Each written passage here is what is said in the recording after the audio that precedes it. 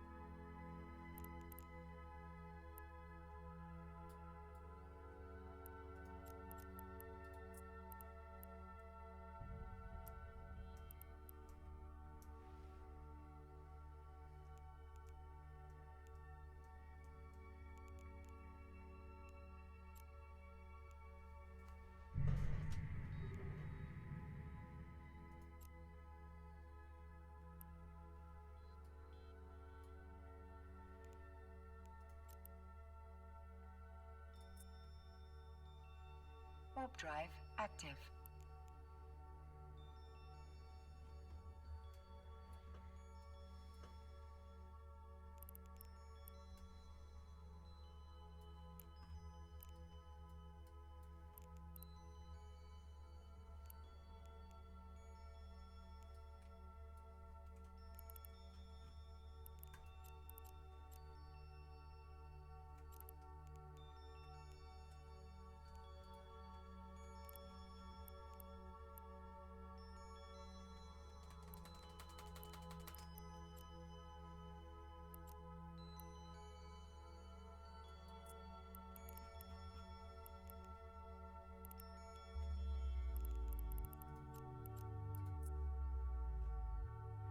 Warp drive active.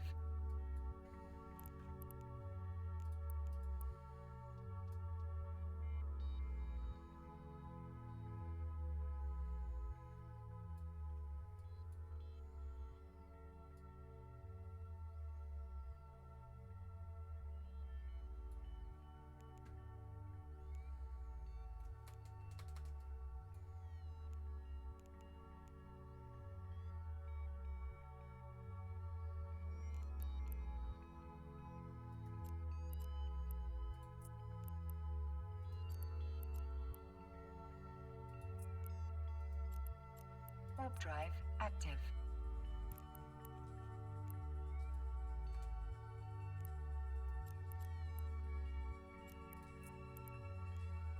Warp drive active.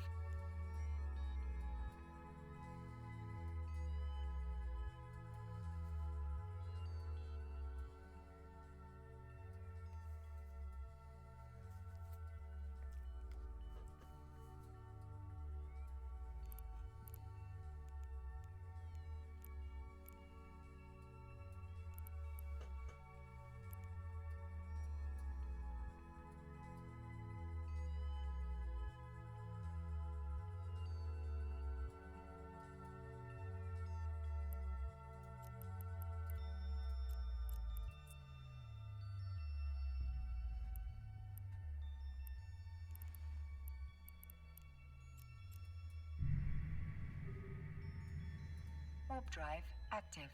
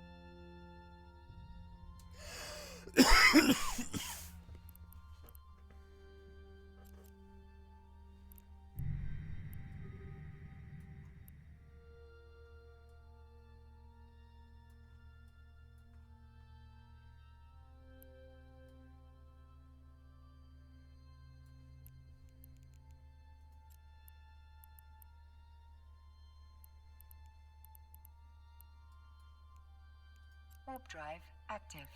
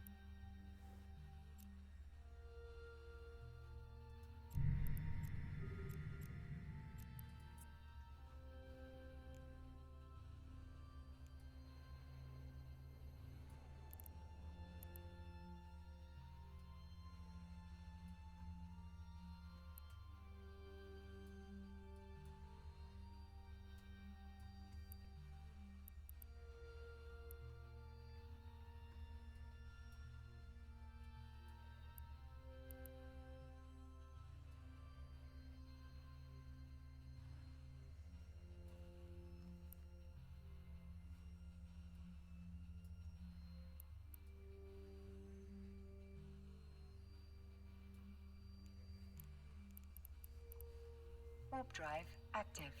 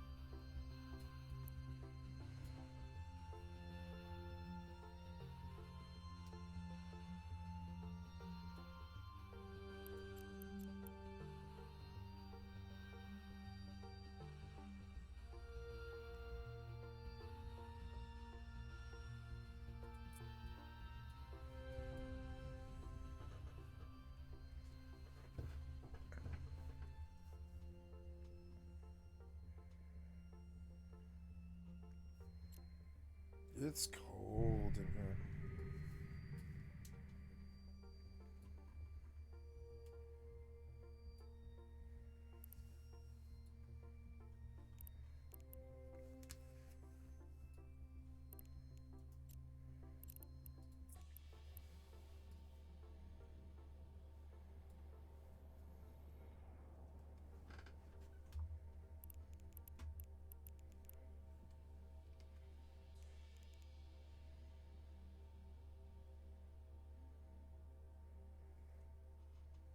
Warp drive active.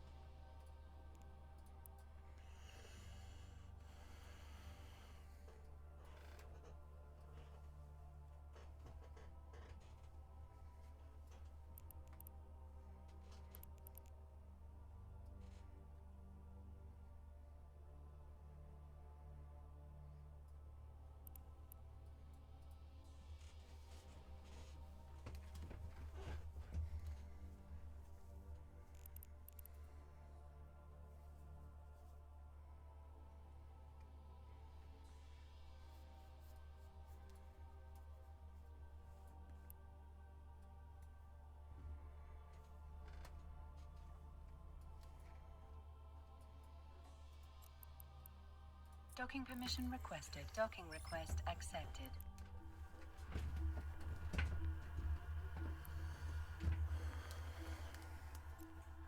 It's freezing in here. I gotta get it like a chat. I don't have a chat. I'm gonna turn my heat up. It got really cold.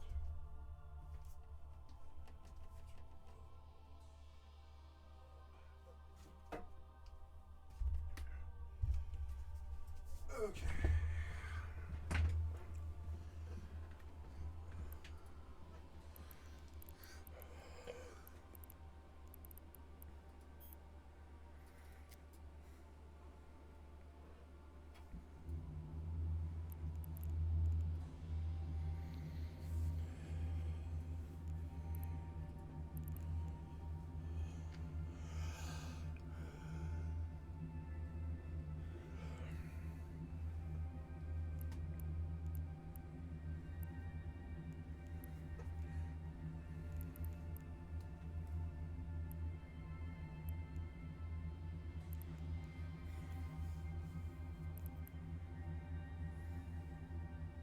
130 pilots in this 130 people in this fleet, all DP. Well, like probably 110 of them DPS.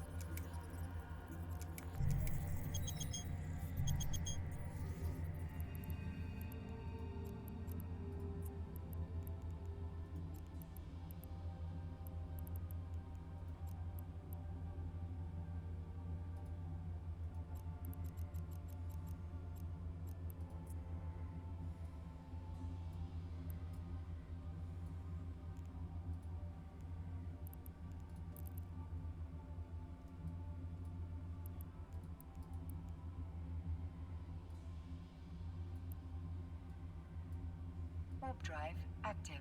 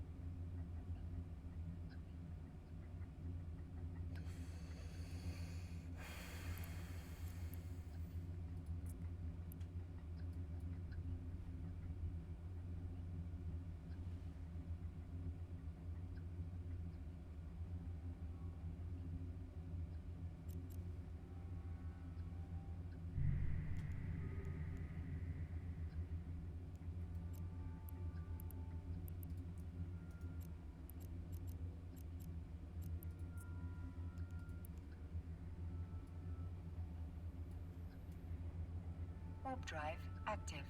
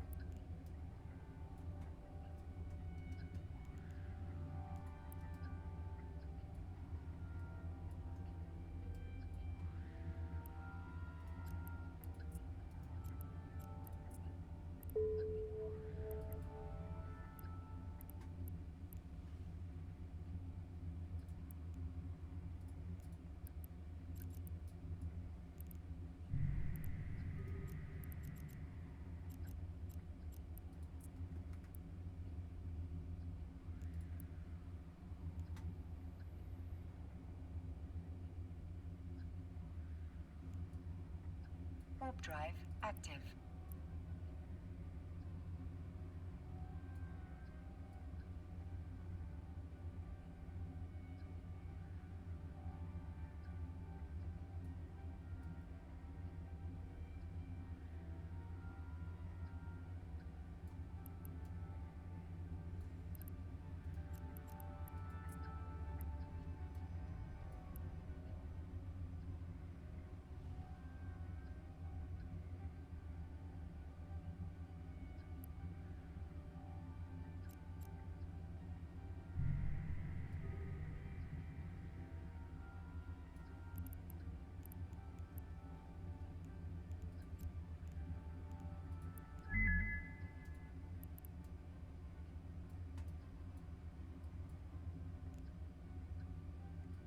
Warp drive active.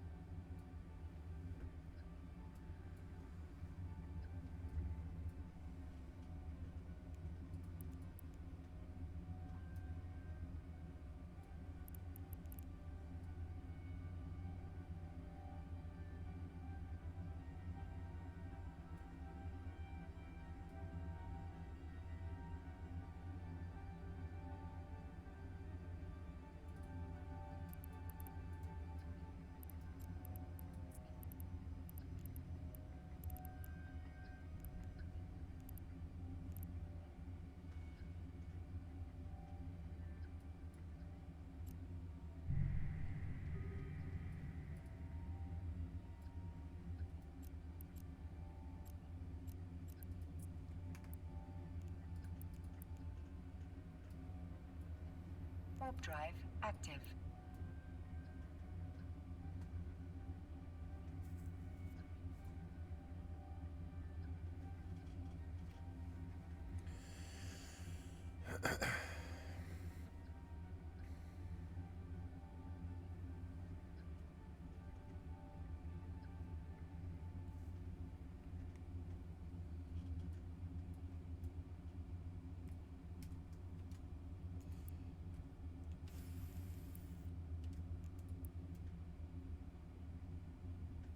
Almost to the destination. I think we're gonna have a big fight here in about a jump.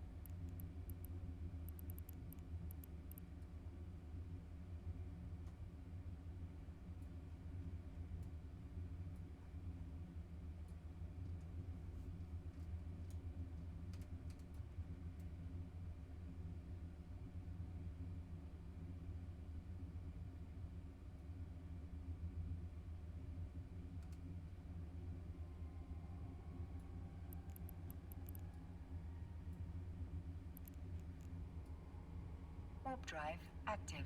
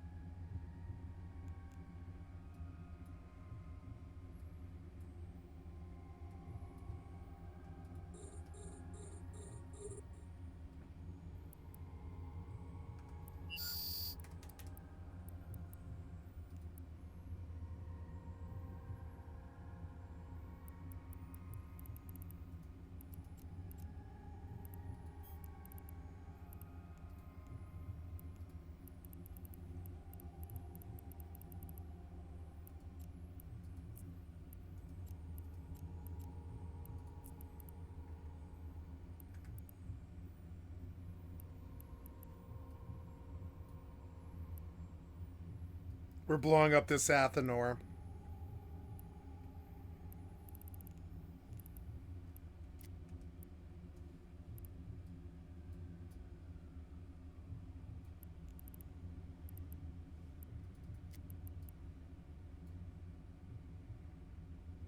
Oh no, I have the wrong ammo in. Oops.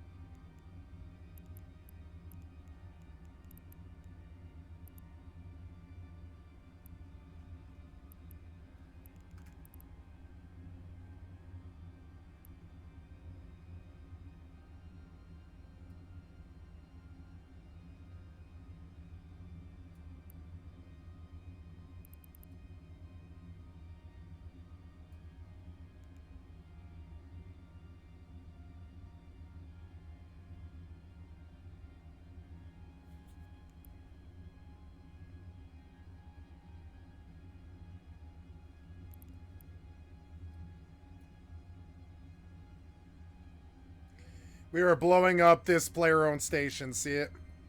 All 130 of us. Wow. Gonna take a screenshot. Just the screen, the window. Screen.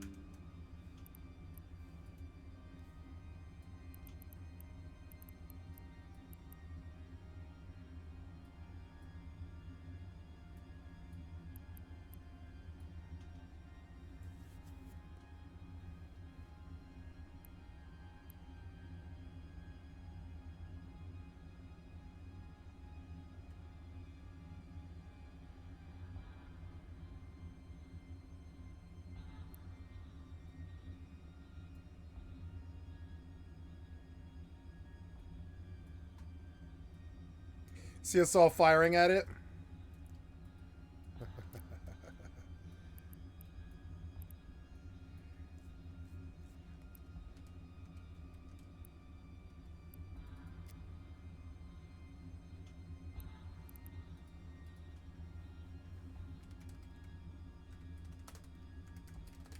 A module has run out of charges. This will teach him.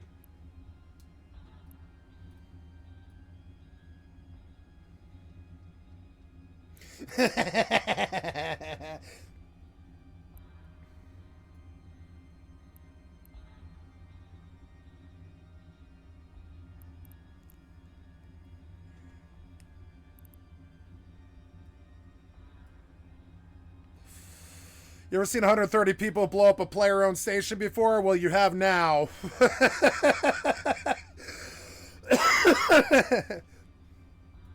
It's happening so ever so slowly. 53.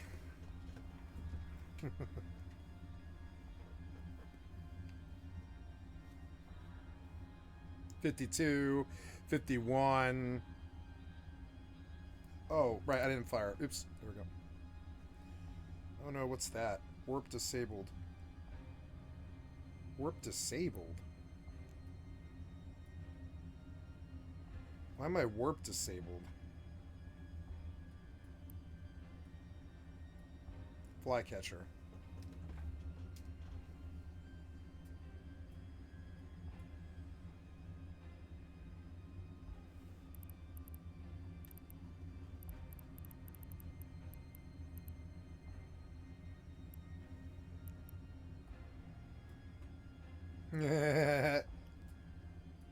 It looks so cool, all the gunfire and everything. I didn't think it would look this cool. From the Athenor's point of view, it's like, oh shit. I'm done fucked, I think. Yeah, there's a lot of people here. Fun as hell. I'm so glad I came.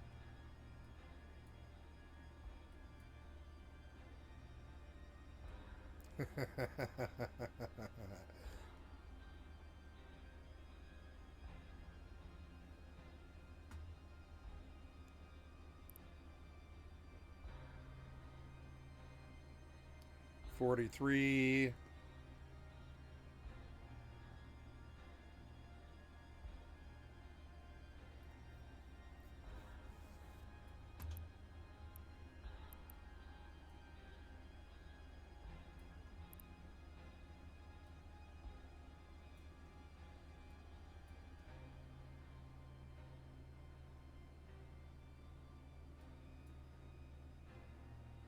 This is so cool. I'm one of the hunters firing at it.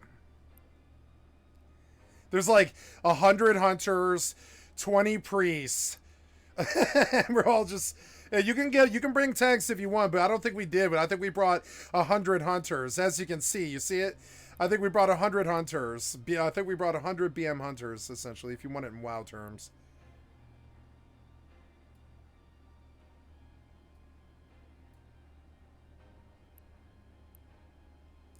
A module has run out of charges. It's at 37.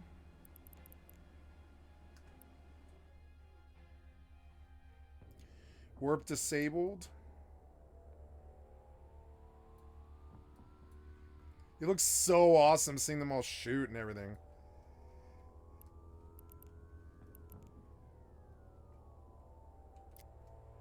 Would take all of it away so I can see it. So cool.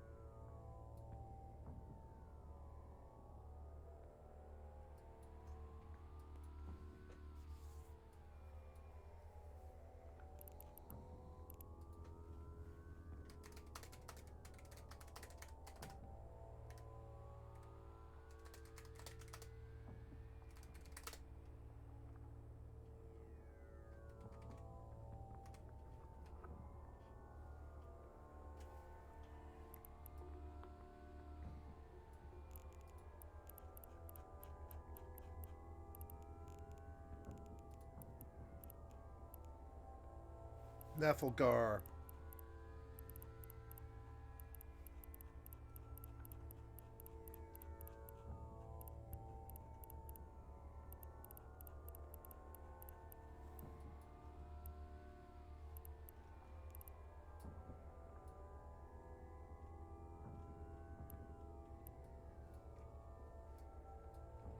A module needs to be reloaded. A module has run out of charges.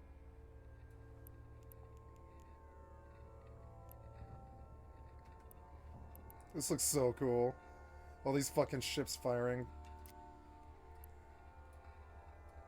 I got the right settings, didn't I, guys? I think I did.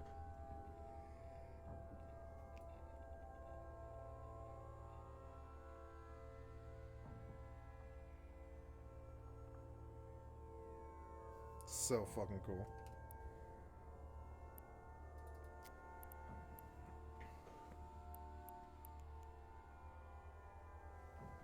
$384, not bad. I see why these ships are so worth the price.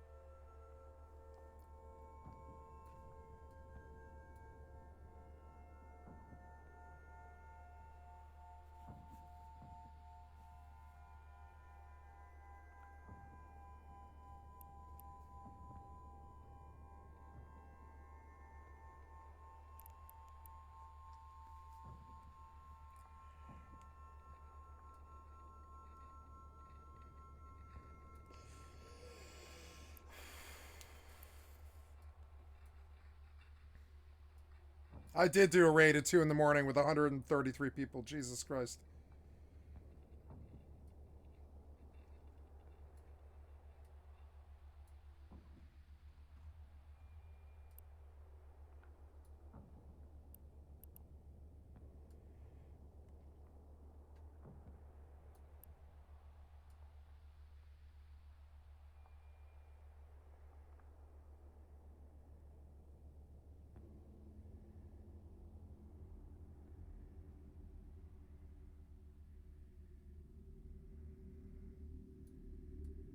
A module has run out of charges.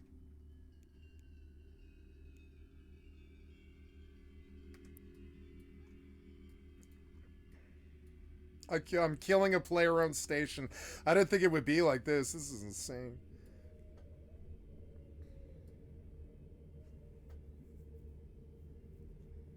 An hour before downtime. That's fucked up.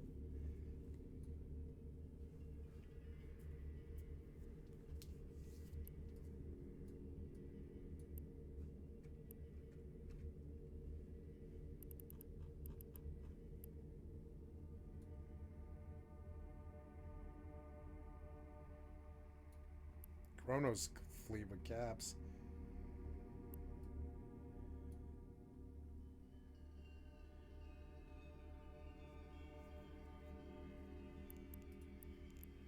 Where are they? Yeah, there's like locals empty. Locals empty.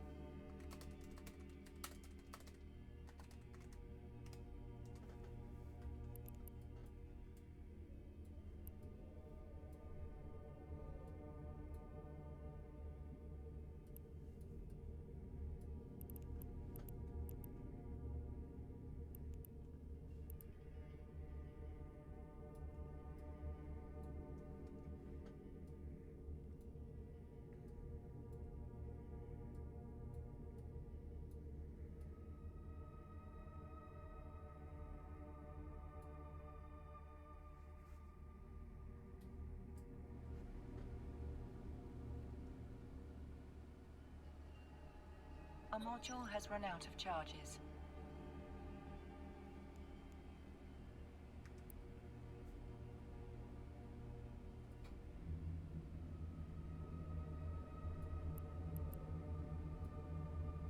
I love how peaceful this is. I'm gonna gamble while I pop a player-owned station.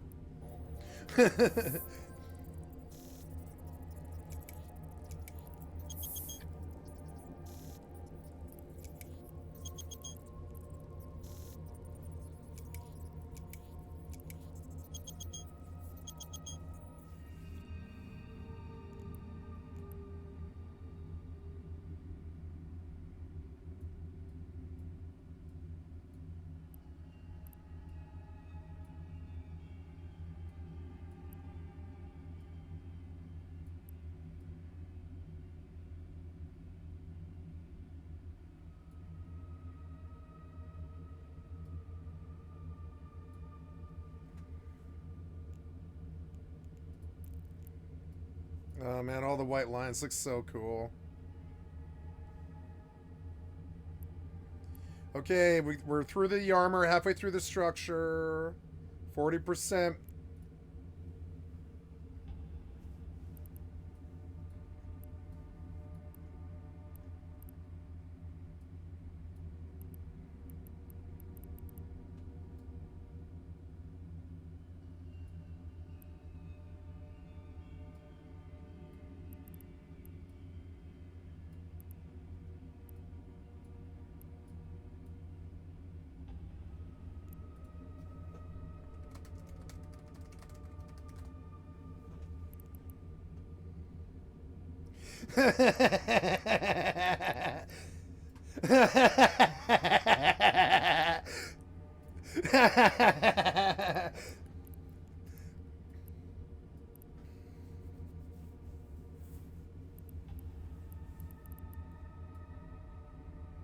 Here it comes, guys. Gotta zoom in on it now. We've seen the ships. Time to see this thing. A module has run out of charges. Oh, I have to refire my gun. Damn it.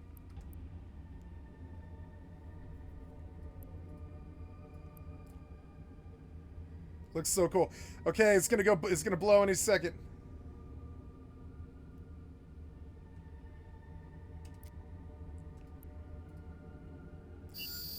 Oh yeah, there it is.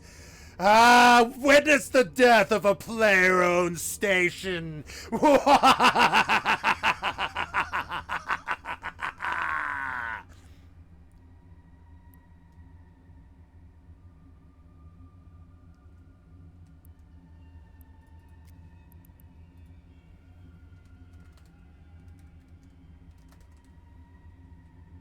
Oh yeah, recall. Okay.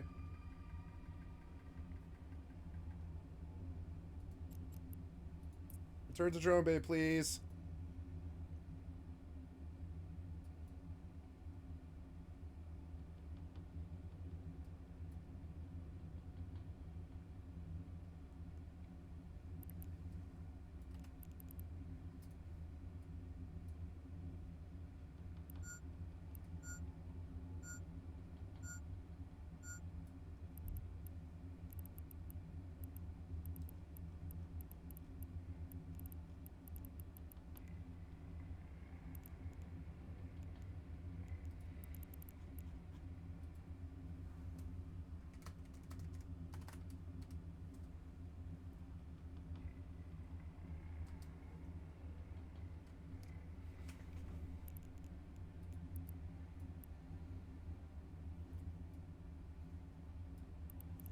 I'm gonna take a picture.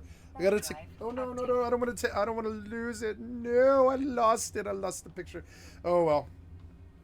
I have the proof of it.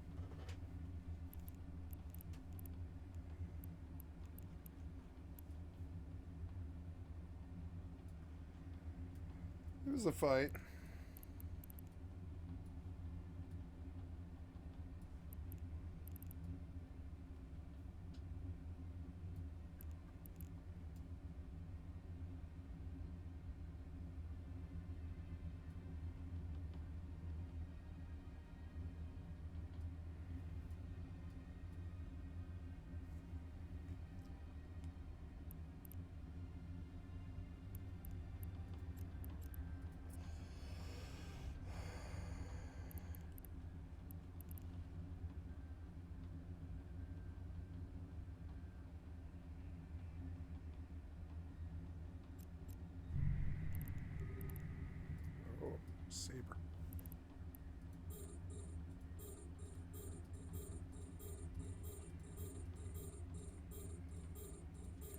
Switching up ammo.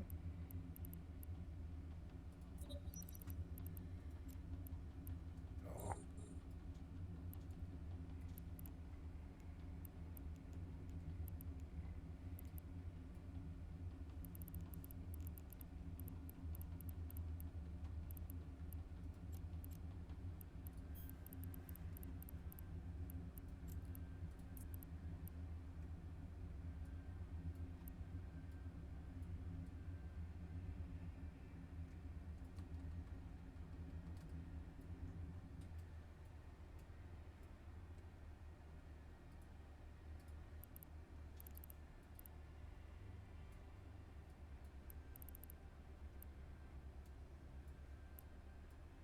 Thank God I'm not in it.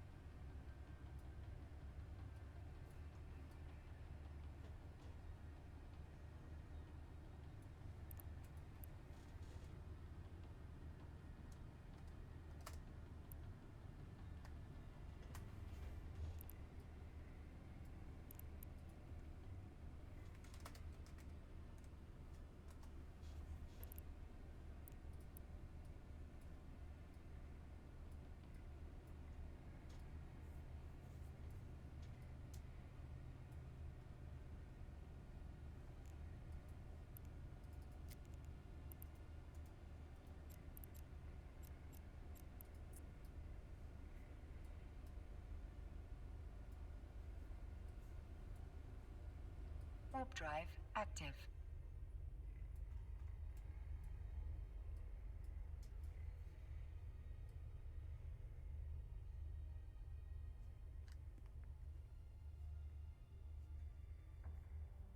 I killed a player-owned station. I can't believe that.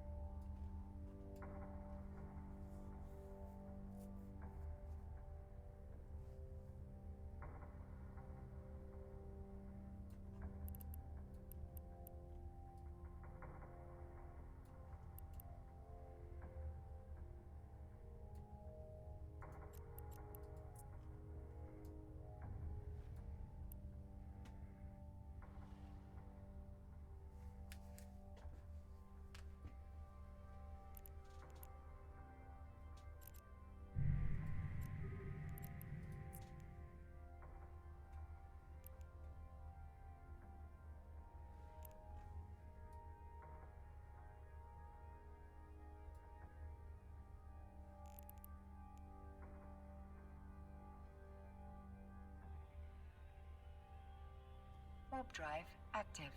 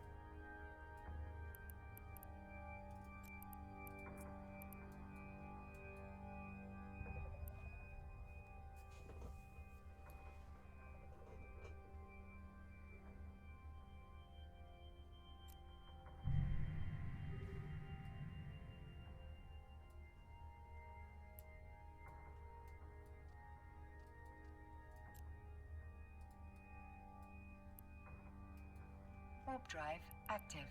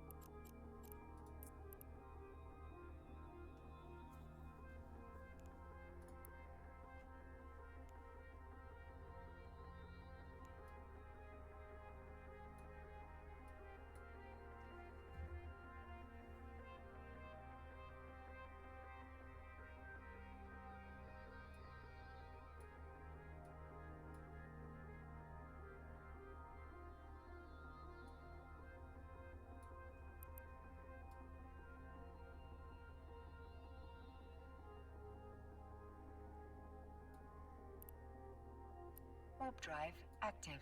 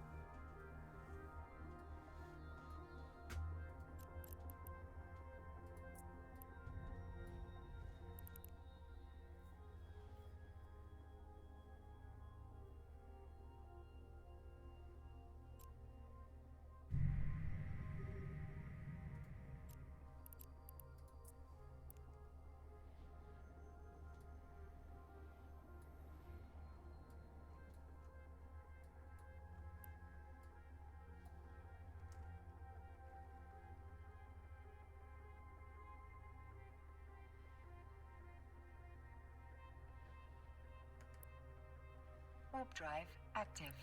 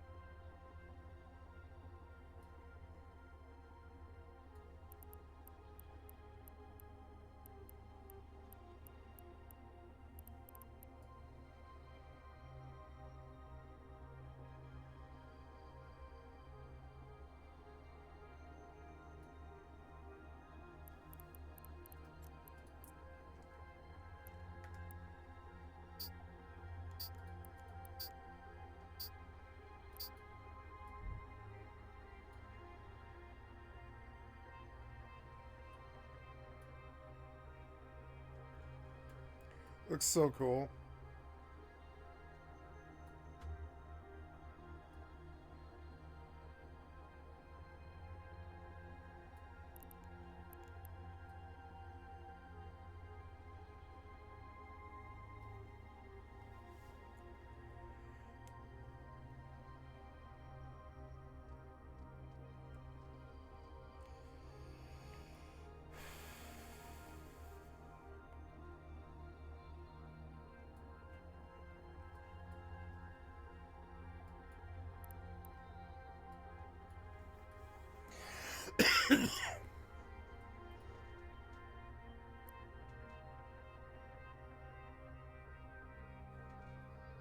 Warp drive active.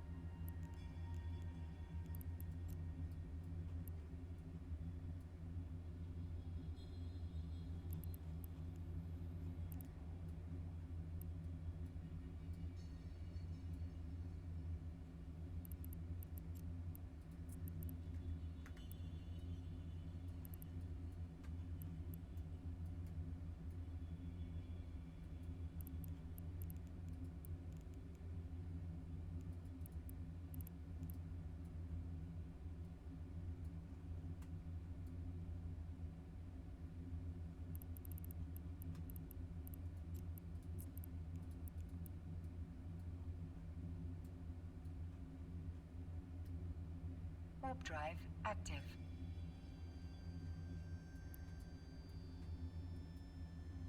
Why am I the last one? It's so weird.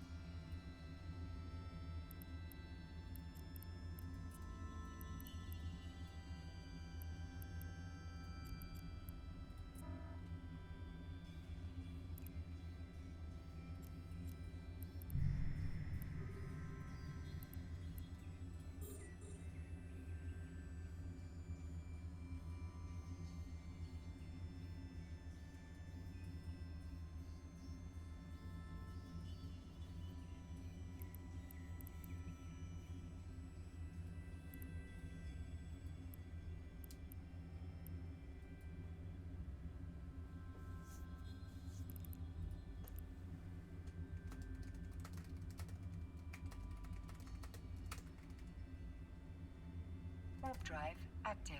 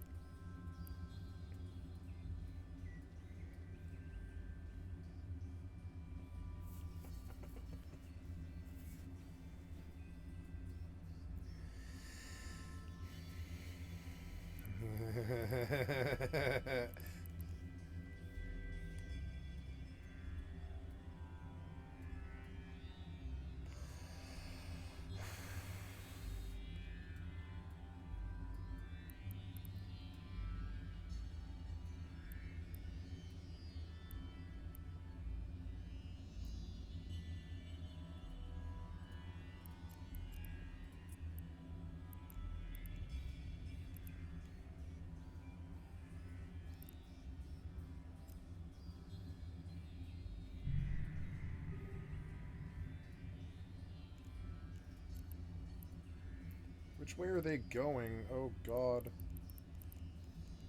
Safety green. Safety green. Surf. I am trying to go to. Or no, I'm trying to go to this place, I think. Set. Yeah. Jump. Warp drive active.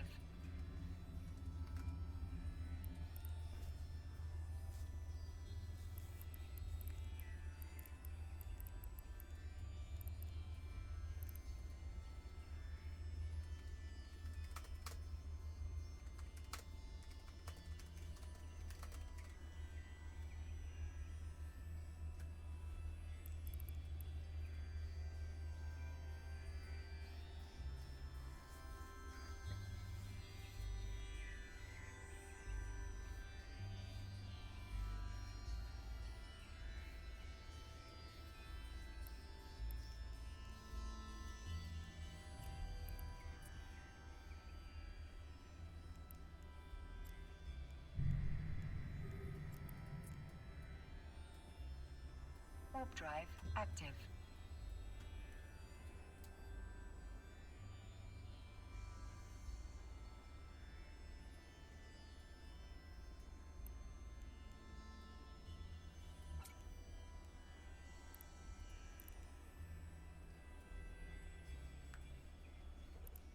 Dyra, I guess. Dyra. We go to Dyra.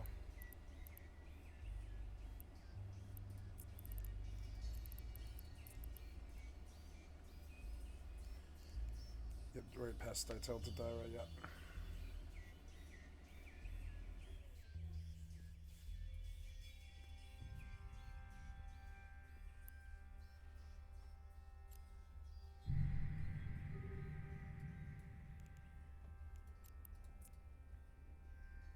Warp drive active.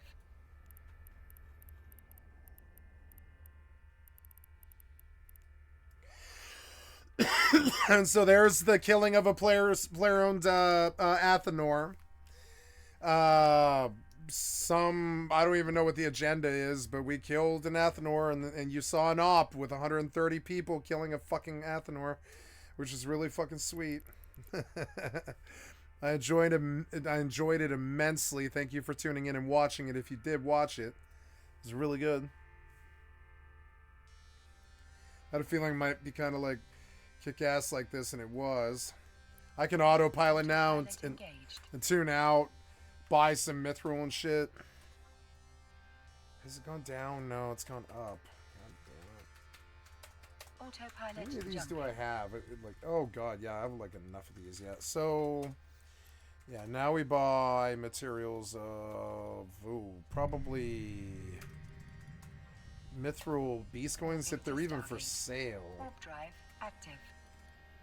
19 for sale, 13,000.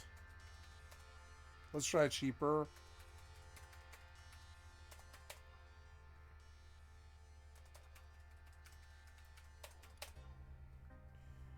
$13. 13. 13. 13.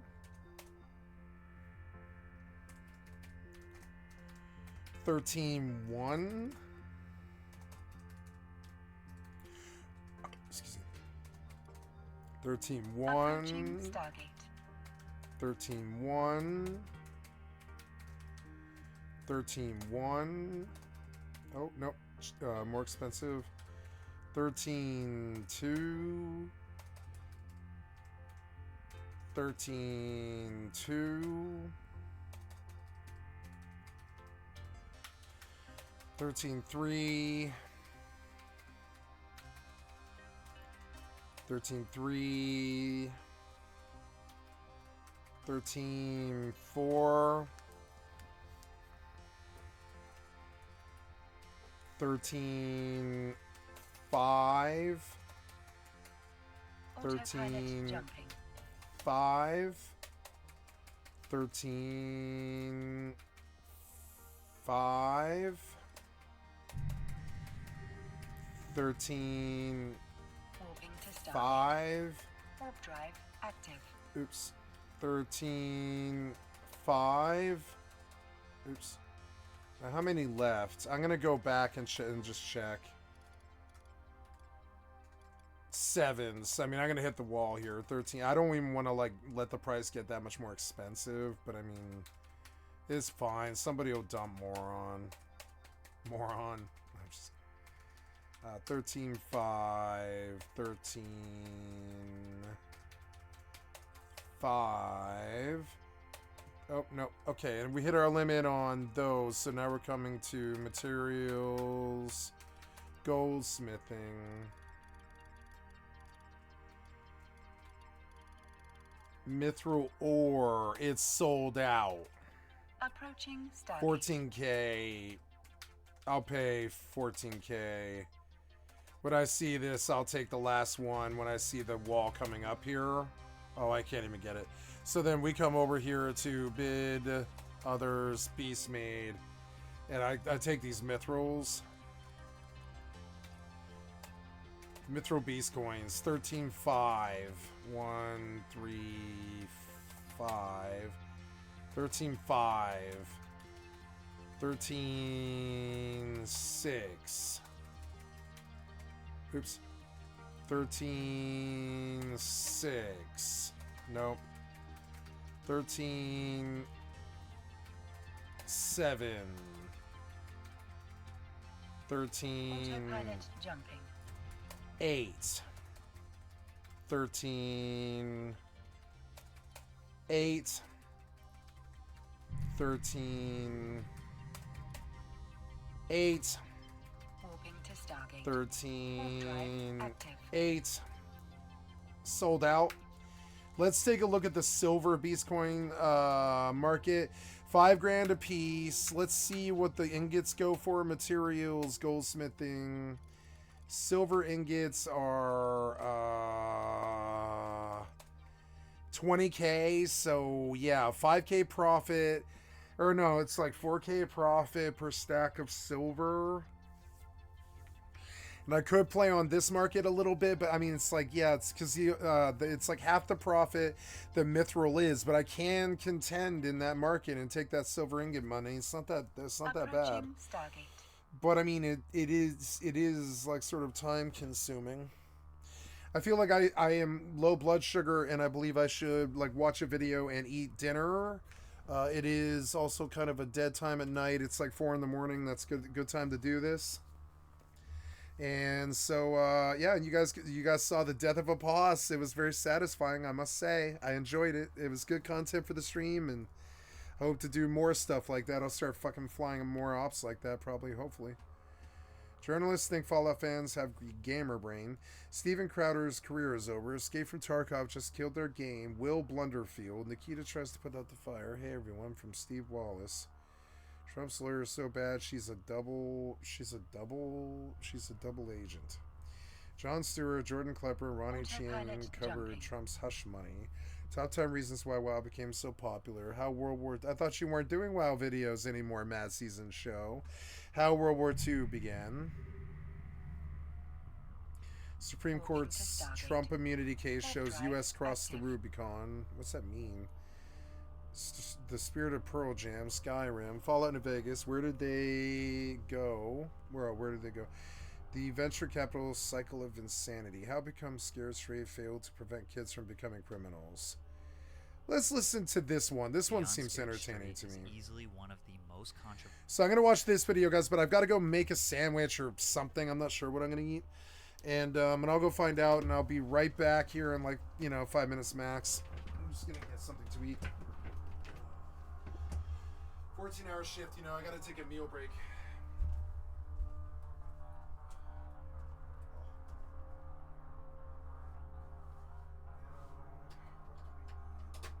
Approaching Stargate.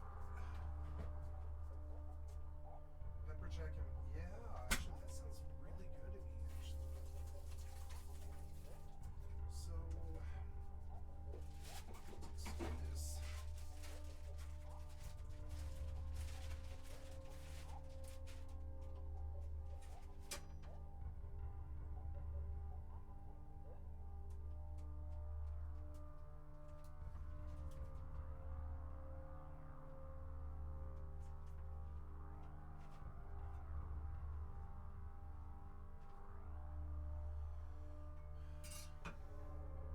Autopilot jumping.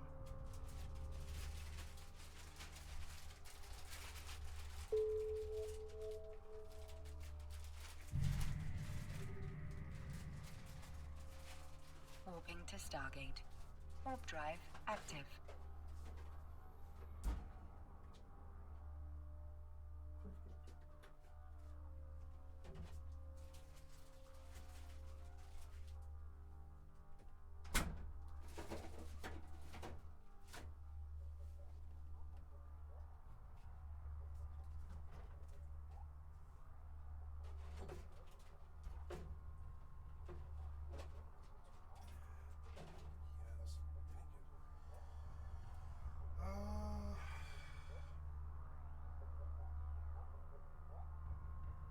Approaching Stargate.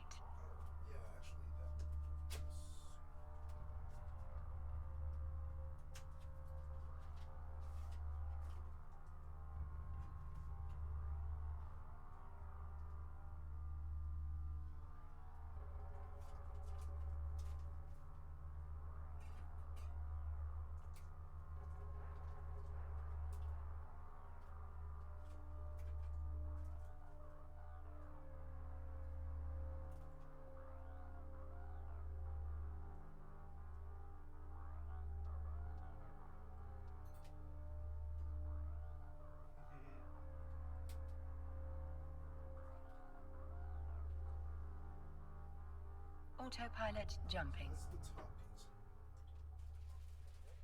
Jeez.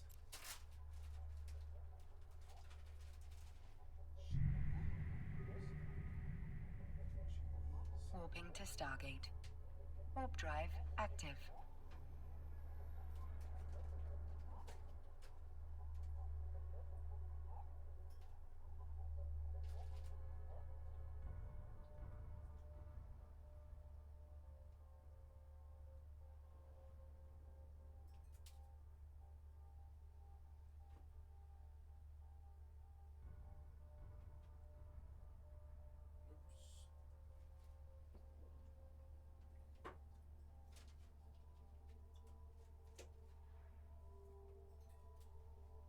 Approaching Stargate.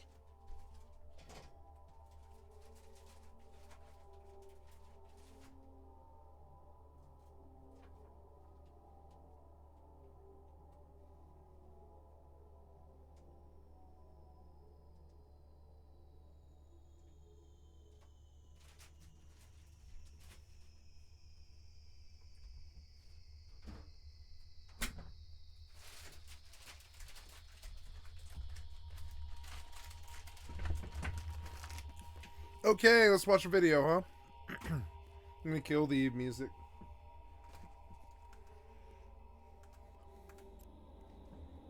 Autopilot jumping. Down. Yes, good.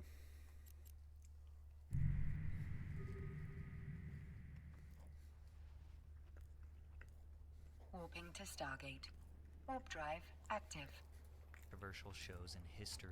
Parents of Trouble Beyond Scared Straight is easily one of the most controversial shows in history.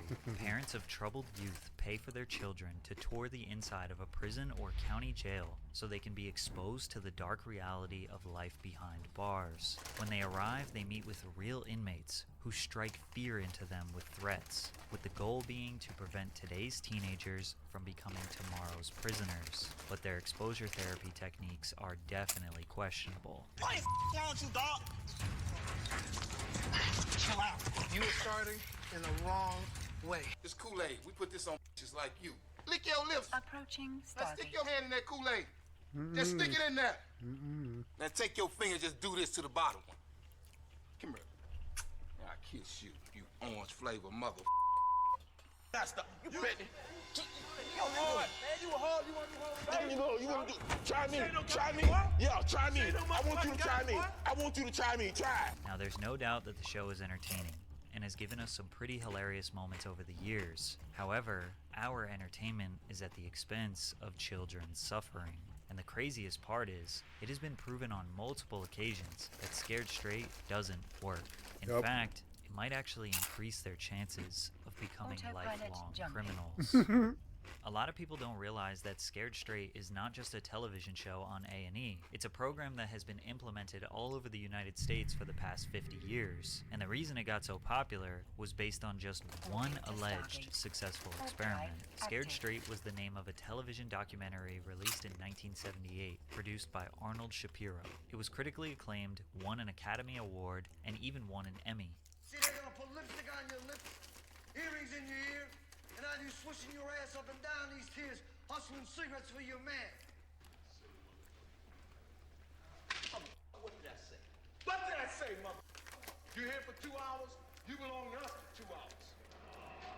The film documented youth offenders who visited Rahway State Prison in New Jersey. They met with inmates with the goal of being so scared of going to prison that they went on to live a straight or crime-free life. The documentary claimed that 80 to 90% of the 8,000 children who visited Rahway's program would go on to remain law-abiding citizens afterwards. The popularity and surprisingly positive results led to more than 30 states rapidly implementing the program. No further questions were asked. Jails and prisons all over the country saw one documentary and thought they had a solution to all of their youth offender problems. The program's validity was immediately questioned by juvenile delinquency professionals, but that didn't stop it from becoming popular. The original documentary was followed by Scared Straight, Another Story in 1980, also produced by Arnold Shapiro. This one was just a dramatic film. The subjects were actors who did scripted reenactments of their petty crimes, which led them to entering the Scared Straight program, being screamed at, and then feeling reformed after a couple overnights in the prison. Then in 1987, Scared Straight, 10 years later, aired. I'll be your host for Scared Straight. Oh 10 no, years Whoopi. later, a fascinating update on what's happened to the Oh kids no, and the cause Whoopi. that's building. No. What I steal, I need, and I want. That's embarrassing.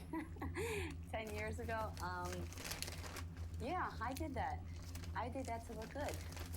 Now the difference is I want to look good, but I like to pay for what I take. We got to see the original 1978 crew, and they all explained how much the program changed their life for the better. The second half of the documentary introduced a new group of troubled teenagers. After their trip to Rahway State Prison, the documentary claimed that all 17 of the youth offenders were crime-free just 3 months after their visit.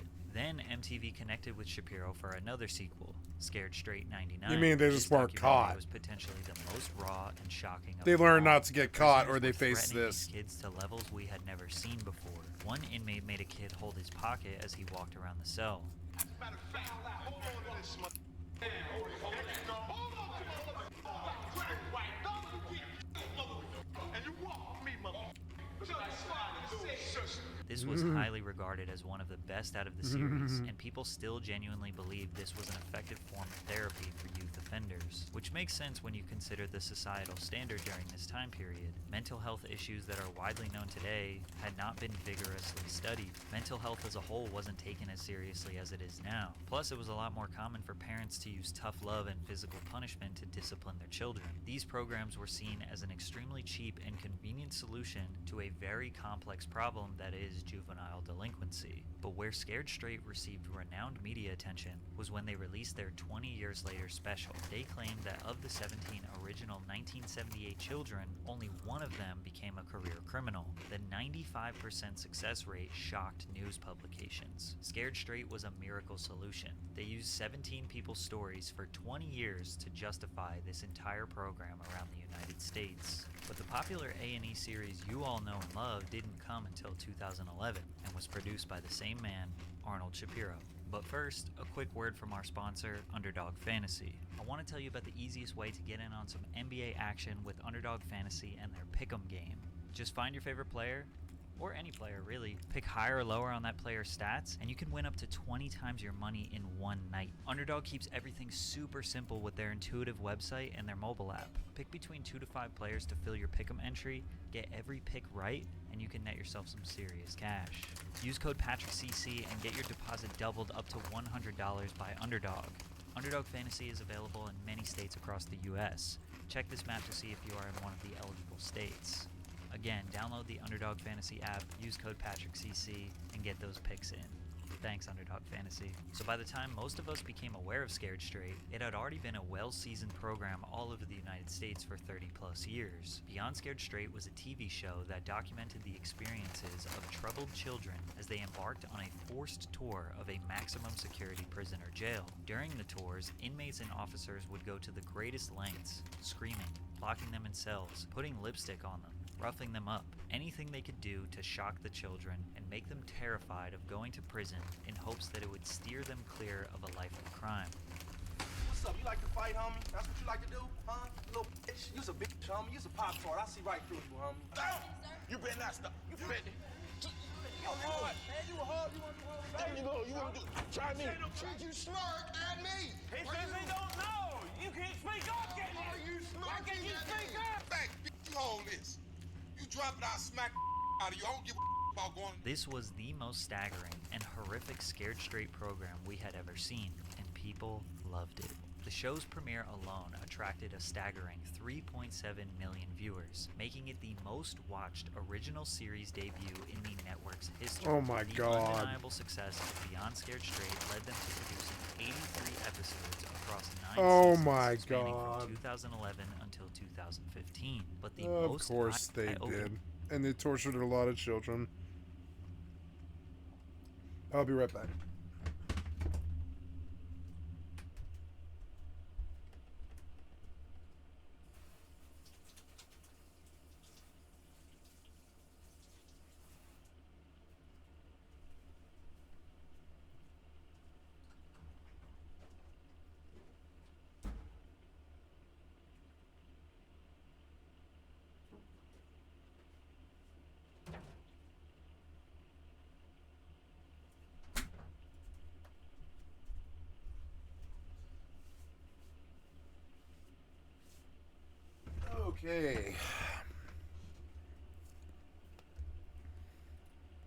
No.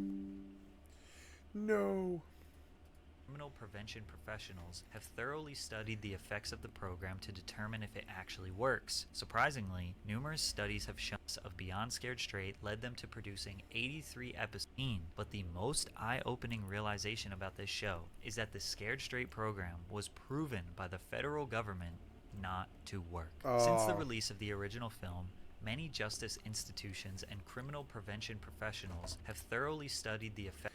The whole thing is so surreal. It's like, let's go take our most precious natural resource that's like pretty much the most vulnerable resource that we've got and that must be protected, and throw them up against the society's worst people. And you think this union is a wise idea?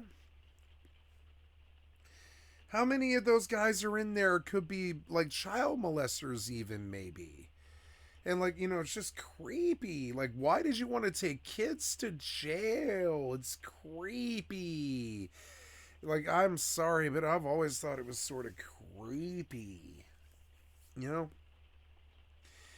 so you think about the surreal aspect of this is it's like one day as a kid, you might end up in the last fucking place a child should ever fucking be. And the parents and the fucking government puts you there. And stuff like this is why I don't trust the government. I don't trust the court. I don't trust the DA or the fucking politicians or the fucking, the lawyers. One time I had a case, pretty bad case. And I watched them kibitz in the background and decide my fate while I stood there. They like went over and they just talked to each other for like 4 minutes, something like that. And back and forth, blah, blah, blah. I watched them do it. And then they came back and they're like, all right, we've decided your fate. And I was like, I think, I think it's a little bit weird that you guys just sort of agree on what happens to me. You're my public defender. That's the district attorney. And that's how it works. But it's also sort of weird how they just sort of like got together as two human beings, pretty much, and they just welt and dealt out my pretty much my whole life, like just kind of like sussed out my whole life in terms of what was going to happen, sort of. And it felt like it was like two people controlled me. It was weird. And like, ever since that, I haven't trusted them. I don't trust these people. And it's weird. And so then you hear horrible things like this sort of renews your own personal, like conviction that you were right and that they can't be trusted and that they might make some suggestion and railroad you and Milgrams you, and some authority shows up and tells you to do something. And every one of your instincts says no. Like, hey, I'm a child and I'm a delinquent. I'm acting out because my parents are goddamn absentee or poor, one of the two, or absent or dead, one of the three, or in jail, one of the four. And so I'm acting out at the age of like 13, and I'm talking about me, and I'm talking about every kid in this goddamn culture who was raised by a single parent. Like, I'm by 13, I'm acting out. I'm smoking weed, I'm smoking cigarettes, I'm rolling skateboards around town like hooligans. I'm snowboarding and skateboarding, and I'm like, I'm putting band stickers on my car. And I'm like joining a band, and I'm getting drunk at the age of like fucking 13, 14, and, smoking a lot of weed by the age of 15.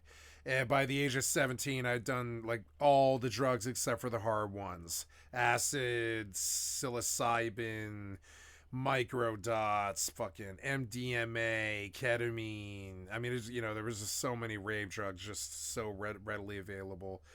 You could just call someone up, hand them $20 to $50, and you were good for the weekend, And like, I don't know. I'm just trying to say, like, you know, my conviction that they're right about the drug war or about these wars overseas, or and then you hear them say, oh, we just made a bunch of kids go get tortured at a jail. And I think, well, from the outside, if you didn't understand what Scared Straight was, it kind of sounds like you sort of just threw a bunch of minnows in with some sharks, and that's what you think is good leadership or something. And it's just weird. You hear them doing weird stuff like this, like Ilian Gonzalez when they shoved him up against the fucking, like, the men with the guns. And then there was, like, you know, there was I Can't Breathe and all these other things that just sort of, like, completely destroy my faith in humanity. Like this shit, where I'm like, oh, cool, you basically took our weakest, most, you know, beloved little, you know, children and threw them to the wolves in a jail. That's what you did, you know? And you just think about it, and then you hear about stuff like Michael Jackson or Bill Cosby. That's what you did. Or, you know, Harvey Weinstein, or, you know, like, or Jeffrey, or any of this. You're just like, that's what you did. You begin to sort of lose faith in humanity, and you're like, that's what you did with all that money and time and effort and everything. And that's what you did when instead of, like, fostering the children and figuring out what's wrong with their lives and maybe giving them some, like, extra presents or something, or, you know, give extra guidance. Maybe don't cut them so much detention and suspension all the fucking time. Maybe. I remember so much in-school suspension when I was a delinquent little piece of shit 8th grader. I failed 8th grade. I skipped so much school. I was so pissed off at my fucking parents. I was just like, you know, it was like post-divorce, just right after, and I was like in Omaha, Nebraska, just totally fucking pissed off listening to Nirvana, understanding that I probably didn't need to finish school. I probably didn't need to go to college. I probably didn't need to ever go get a job. I probably didn't ever have to do anything better than not be, or not be homeless or whatever. I could probably just, like, follow my interests and do whatever I wanted for the rest of my life. And nothing they ever said was going to really ever matter about anything that I ever did, because the way they run this world is every way a fraud. And when you hear about them just marching some kids on into a jail, you're like, yeah, you guys are based. I don't care what you think about me. You know what I'm saying? I don't care what you think about me. I look at what you guys choose to do, and I'm like, oh, man, me smoking some drugs seems kind of like I'm Jesus and you're Satan a little bit. Me smoking some drugs got me so much bullshit with so many cops and so many charges and all this shit, right?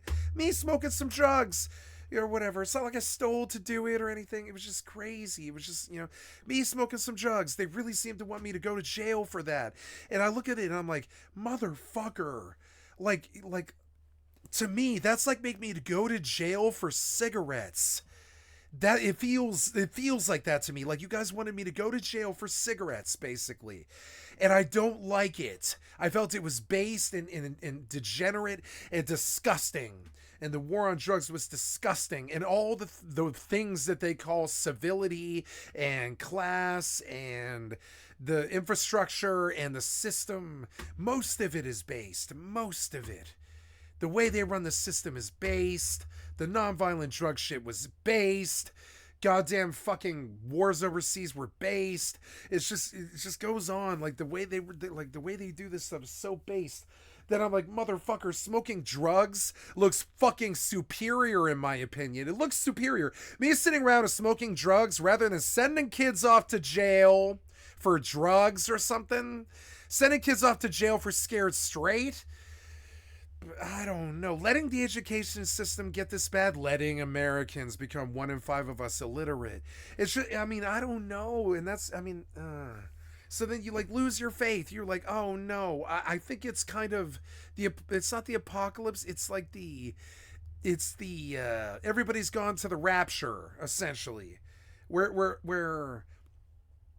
you're just in this for yourself now, because you know that every single way that the establishment runs is pretty much bullshit. Not all of it at all, but most of it. gotta be 60-70% of it is complete horseshit. That do nothing Congress, that do nothing House of Representative, the filibuster, the fact that they don't live in their own goddamn districts. They're so weird. Marjorie Taylor Greens instead of, you know, JFK's, and it's just fucking weird. It just removes my faith in them entirely. They thought my life was a goddamn bullshit, homeless, like, you know, fucking, you know, I don't know what they thought I was, like some kind of crazy, you know, like socialist bike riding punker kid who smoked a lot of drugs and broke a lot of laws and stuff. Who was crazy and had been like had been busted in high speed chase and stuff like this, and like, you know, and I look at that and all that judgment and everything. I'm like, yeah, motherfucker, I was crazy. I was crazy. But I feel like I was crazy because you judged me over smoking drugs, kind of, and so then I smoked more drugs. Right after that, I just smoked more drugs. By the time I was like 23, I was smoking really a lot of hardcore drugs too. I was just like, I'm just gonna smoke more drugs. If the punishment for smoking drugs is torturing me with threats and lawsuits and fucking, you know, lawyers and all this stupid shit and juries and all this, if that's the punishment for smoking drugs, it depresses me so bad that I want to go smoke drugs, you know. And so then I look at that and I'm like, your system busts me for smoking drugs so bad that I want to smoke drugs. So then I get busted for smoking drugs so bad that I want to smoke drugs. So then I get, and that's what every one of my girlfriends went through. There was only one, no, there was two. I had 2 sober girlfriends and 5 druggy girls. And the 2 sober girlfriends didn't really understand any of it. The 5 druggy girls absolutely the fuck did. And almost all 5 of those girls used to call me up from a prison phone, like that Red Hot Chili Peppers song. And I'd think, like, why are we imprisoning the females in our fucking community for smoking drugs? What? Who the fuck cares about that? I want them to smoke drugs. Maybe they'll fuck me. Maybe they'll have a little less inhibitions. Maybe, you know, maybe we'll have some kids or something. I don't know. I'm just saying, I don't care if somebody smokes drugs, but I care if the government acts like a fucking fraudulent bad actor and throws them in jail over it. I do care about that. That's the bad actor. You know? And so this scared straight shit, you hear about them filing kids into the fucking jail classroom, essentially. You hear what went on at the, oh god, with those kids from the oh god, there's a Netflix documentary I watched recently about kids who were scared straight. It's like this thing that, like, I don't really need hardened criminal convicts scaring the shit out of the kids in my community. And I get the feeling that this happens a lot. I get the feeling that humanity kind of thinks it's funny or something to put a really rough person around some kid or something. They think it's funny because it all happened to them, maybe. Their stepdad beat the shit out of them, or their father beat the shit out of them, like me, you know, or some man beat the shit out of me, or whatever. And it's just weird. It's like, the way that you're running this, that you say is so legitimate, that you make look so good with the suits and the dummies and the lawyers and the system and the infrastructure and all this shit. But then you hear about the archdiocese and the children, all the times that the church moved the priest rapists around parishes instead of just firing them, you know, all the times that the cardinals themselves were busted, all the money and all the bribes. We all suspect the Vatican's up to something, but I won't say they are because I don't know what it is. Like, I don't know, and I, you know, and I don't want to make enemies of them. I just suspect something is going on there, And I think it happens with any time you find some. I'm looking for some unifying fucking factor where like every time that something really bad happens, I think you can trace it back to a fucking suit dummy instead of the criminals that are in the jails, or the fucking, and I'm sure some of it's like based crime from the lower and the middle class, you know, that it actually does deserve jail time and all that from drunk stupid people, I guarantee it. But I mean, I think a lot of the time the real bad acting, or the real bad actors, are the people sitting there trying to run the system that prosecutes the people in their own community for nonviolent things. And like, and I don't know, like, I don't know, like nonviolent drugs and stuff like that. And that's all I really have to say. I don't have an answer to it. I'm saying I don't like that reality. It's like you file a bunch of kids into a jail. You protect that archdiocese and move those rapists around. You got that fucking filibuster running for fucking 25 years during the Afghanistan war, no less. That lasted 20 years. That was fucking fail.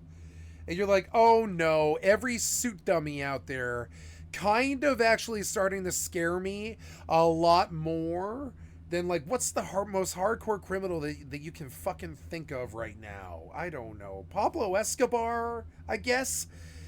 The suit dummy. Leading the kids into the prison scares me so much more than Pablo fucking Escobar.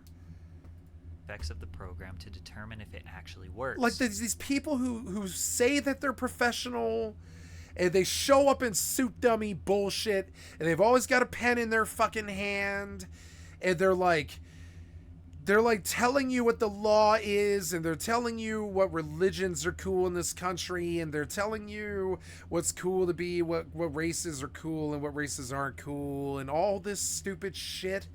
And I all the time, I think all the time, every way that you run this world is every bit of a fraud, and I don't know if I really want to have faith in you anymore.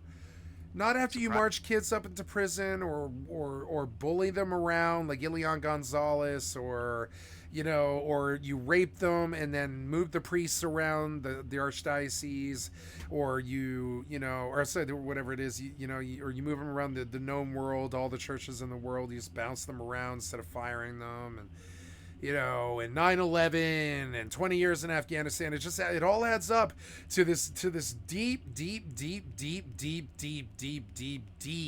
distasteful distrust of anybody who looks like this or talks like this or tries to save you or tries to change you or tries to judge you or imprison you.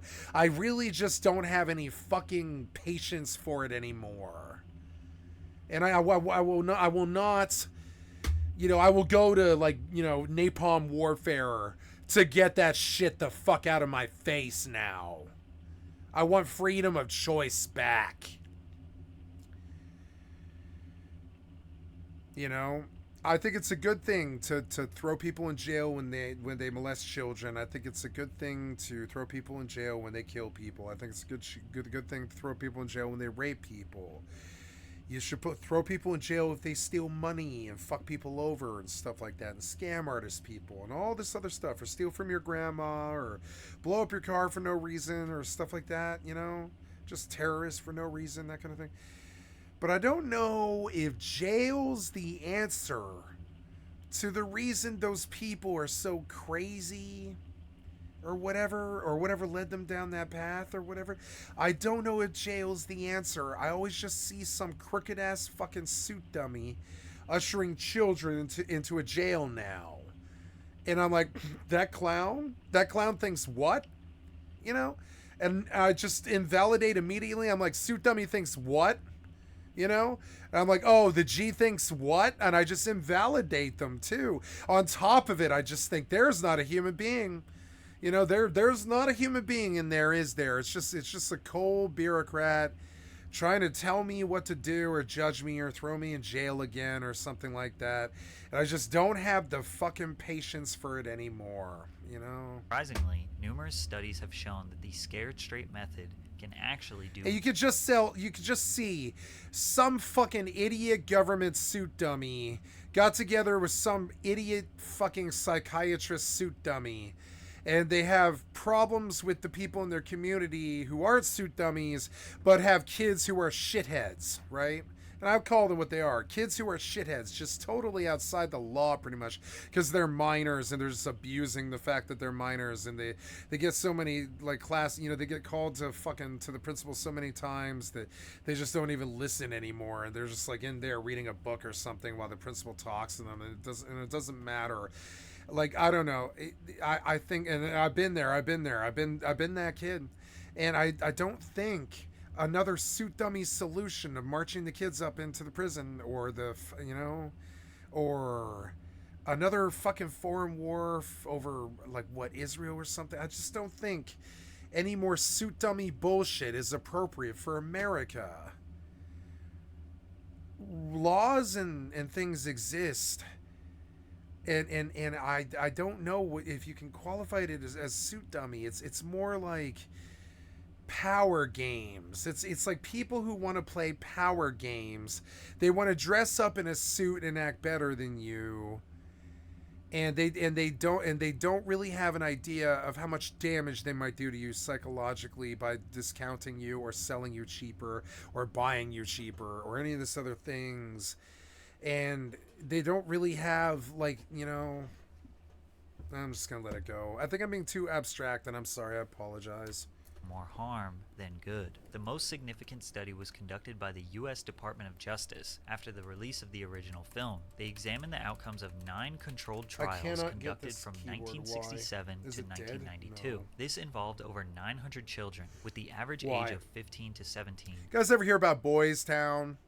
You guys ever see that movie, oh god, with Sean Penn, called Sleepers, where there's like 4 kids who are and it's written by Dennis Lehane, if I remember correctly, and it's like 4 kids go get thrown in Boys Town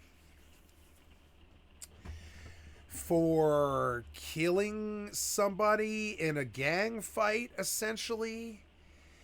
And while being ostracized in the community for murdering basically an opposite gang member was bad enough, then they get thrown in the fucking Boys Town, and then all this beating and rape and just torture and stuff fucking ensues. And it's one of the darkest fucking movies I've ever seen, really. It's just basically like that movie Passion of the Christ, except children instead of Jesus, you know? It's like pretty fucking bad.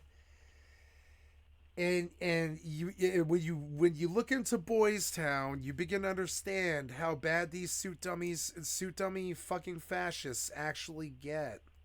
How bad they can be. If you don't believe me, how bad these people can actually be, Google Hans Scharf. And I'm not going to get off on Hans Scharf long like I usually do, because I really don't like Hans Scharf. Oh, no, I don't. He was the Luftwaffe's lead master interrogator. So after we just, like, you know, sprung him out of probably Nuremberg, we just brought him over here and we had him teach every pig in the fucking country how to interrogate somebody. And that's why we have all those detective novels and all that detective stuff and Dragnet and Law and Order and all that crap. It's because the United States Air Force felt it was goddamn appropriate to bring the Luftwaffe's, we're talking about the Gestapo here, the Gestapo's fucking main interrogator over here, so we could teach our pigs how to fucking basically waterboard people. And how to interrogate people and lie to them in a way to get them to tell you the truth and all these other fucking crazy things. And I get that. I get that, oh, the America seemed to think that they just needed the monopoly on the best interrogator in the world because they were dealing with the Nazis. I understand that. I get it.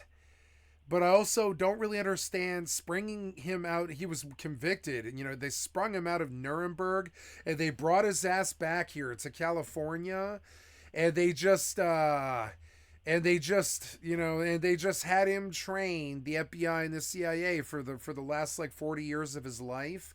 And there was this point where he was like, I don't want to do training of pigs anymore, and he started doing mosaics when he was like, I don't know, 50, 60, something like that. And when he got old, he knew that he couldn't do interrogation anymore. He was just too old for it.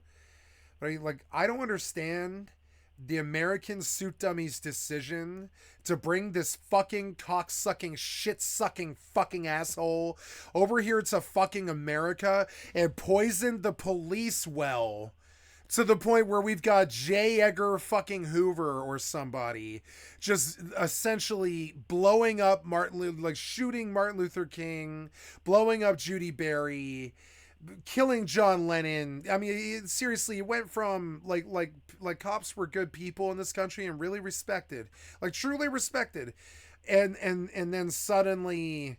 Like, I mean, depending on, where you are, in the inner cities, maybe not so much. But I mean, like in most of rural and middle class America and in the suburbs, the police were respected until something like 1967, when Hans Scharf's goddamn influence on the pigs had been there for, what, 28 years or something like that.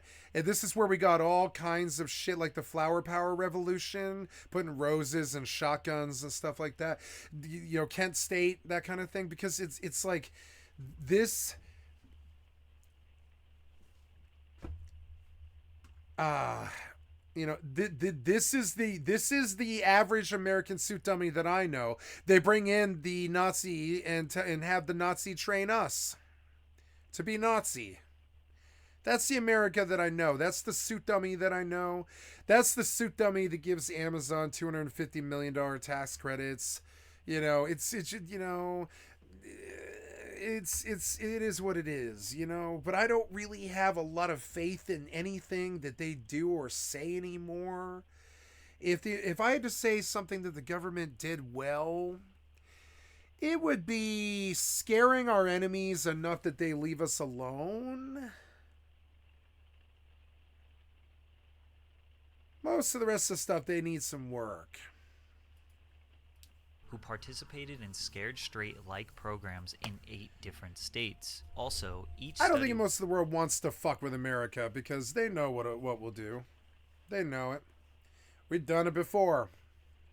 That did not attend a Scared Straight program. So they were comparing youth offenders who went to Scared Straight versus youth offenders who didn't attend one, and measured their likeliness to become a reoffender. The study found no evidence to support the effectiveness of Scared Straight in similar programs. In fact, all analysis showed that involvement in these programs increased measures crime and delinquency. In nearly every one of the 9 studies, the group who went to Scared Straight... You'll get dessert real quick while I watch the rest of this video. I'll be right back.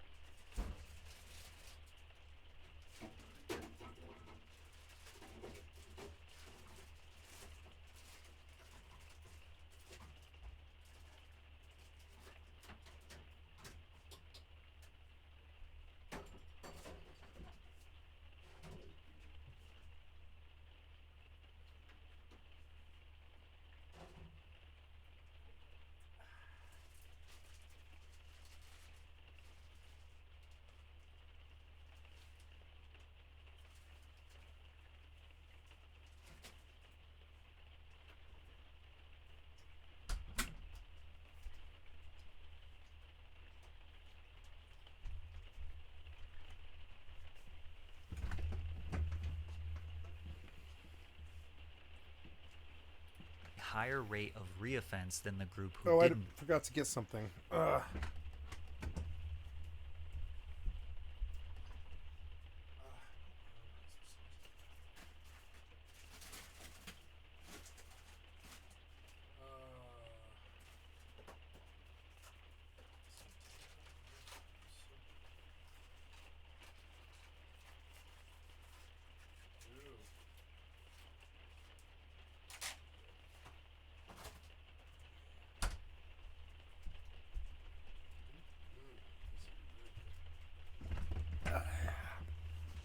Mochi.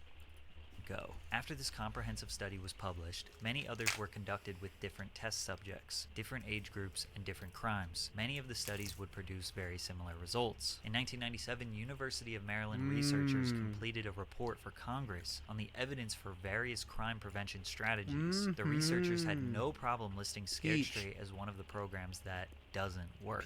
To make things worse, these programs could potentially violate federal law. In 2002, which was 9 years before the first A&E episode.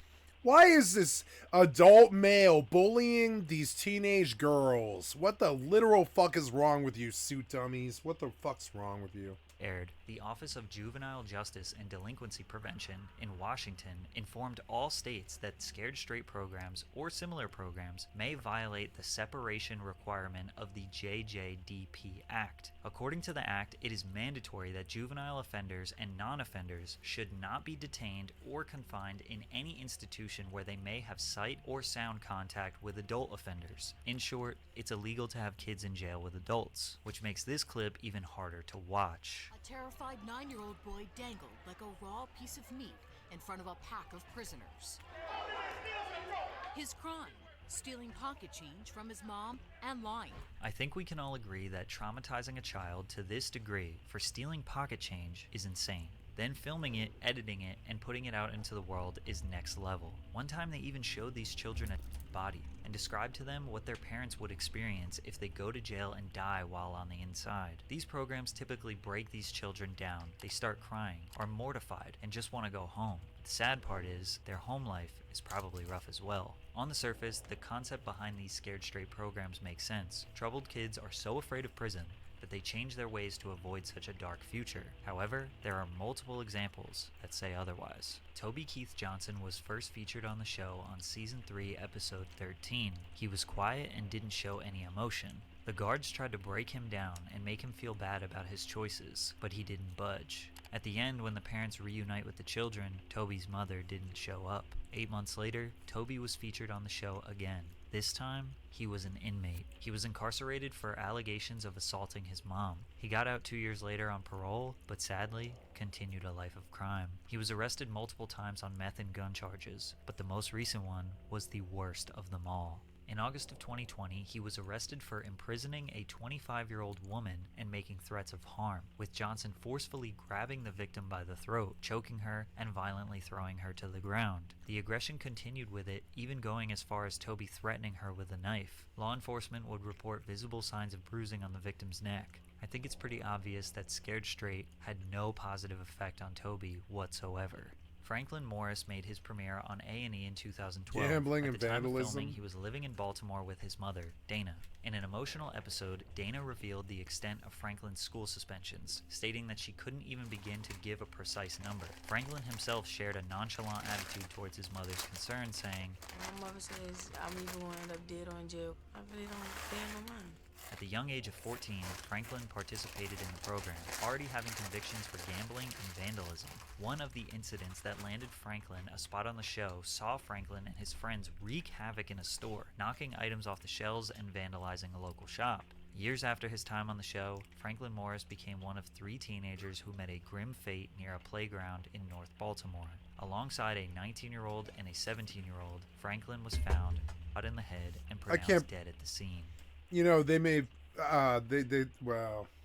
What I thought about going to the jail was, it really wasn't no big deal. The reset program, it didn't change me.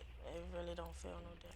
Since the majority of the show's participants were children at the time, it's hard to find the long-term results of their lives. However, based on what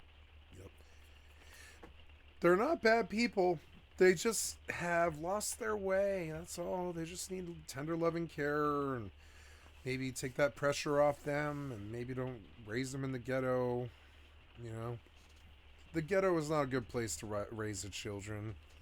When I think of ghettos, I think of drug addicts and prostitutes and drunk people, lower class, and, you know, poverty. But I don't think kids. I'm like, I don't know. Don't have kids if you're living in the ghetto, in my opinion. What I found, it seems like a lot of them went on to live regular lives. If you search Oh, what that's happened good. to so-and-so from Beyond Scared Straight, most of what you find is clickbait leading you to an Instagram page of someone who we can't confirm was actually on the show. So if the program has been proven to be ineffective through various extensive studies across the past 30 years, why did they do a show about it? Well, that's because the guy who has built his entire career from this program, Arnold Shapiro, is fully convinced that this program is a good thing. Shapiro says that all the extensive studies are totally irrelevant because they were done from 1967 to 1999. He also said that only the academic community believes proper counseling for youth offenders works. If society had the money or resources to do that, that would be great if every kid could have years of counseling, but it's not realistic. It would be interesting if A&E used the millions of profits from the show to get these youth offenders counseling, since society doesn't have the money, right? Shapiro shrugs off the criticism of Scared Straight. There's every variation. It works for some, it doesn't work for some, but you can say that about any program that exists. Shapiro thinks that as long as it works for some, then it justifies the program. And since the program exists, he is happy profiting off of it. He has openly admitted that the children they decide to be on the show are not the ones that they think will change, but rather the ones with the best personality. It really is based on their personalities and what happens with them. We didn't have any belief that Brandon T. from Michigan, who stood up to the officers and just kind of had a meltdown, would ever change. Even when the tour was over, he got thrown out, but we still picked him because it was so explosive, and we never saw anything like that before or since. Although, other kids have stood up to officers. It's amazing. When I went through high school or even college, you never thought you would disrespect a teacher or an authority figure, especially somebody in law enforcement. But these kids have no fear. It's crucial to question whether the pursuit of profits overshadows moral principles, as corporate interests often prioritize ratings and financial gain over the well-being of humans. But it makes it even worse when you consider that the people they are affecting are not consenting adults. These are children, and it's being broadcasted to millions of people to watch them suffer. They are being told that this is genuine rehabilitation, and they don't really have a choice to participate. Occasionally they rebel so much that they get kicked out of the jail, but most of the time they are trapped with no escape. The truth is, everyone wants a quick and cheap solution to an extremely complicated and layered social problem that is juvenile delinquency. But hey, as long as it works sometimes, it's all good, right?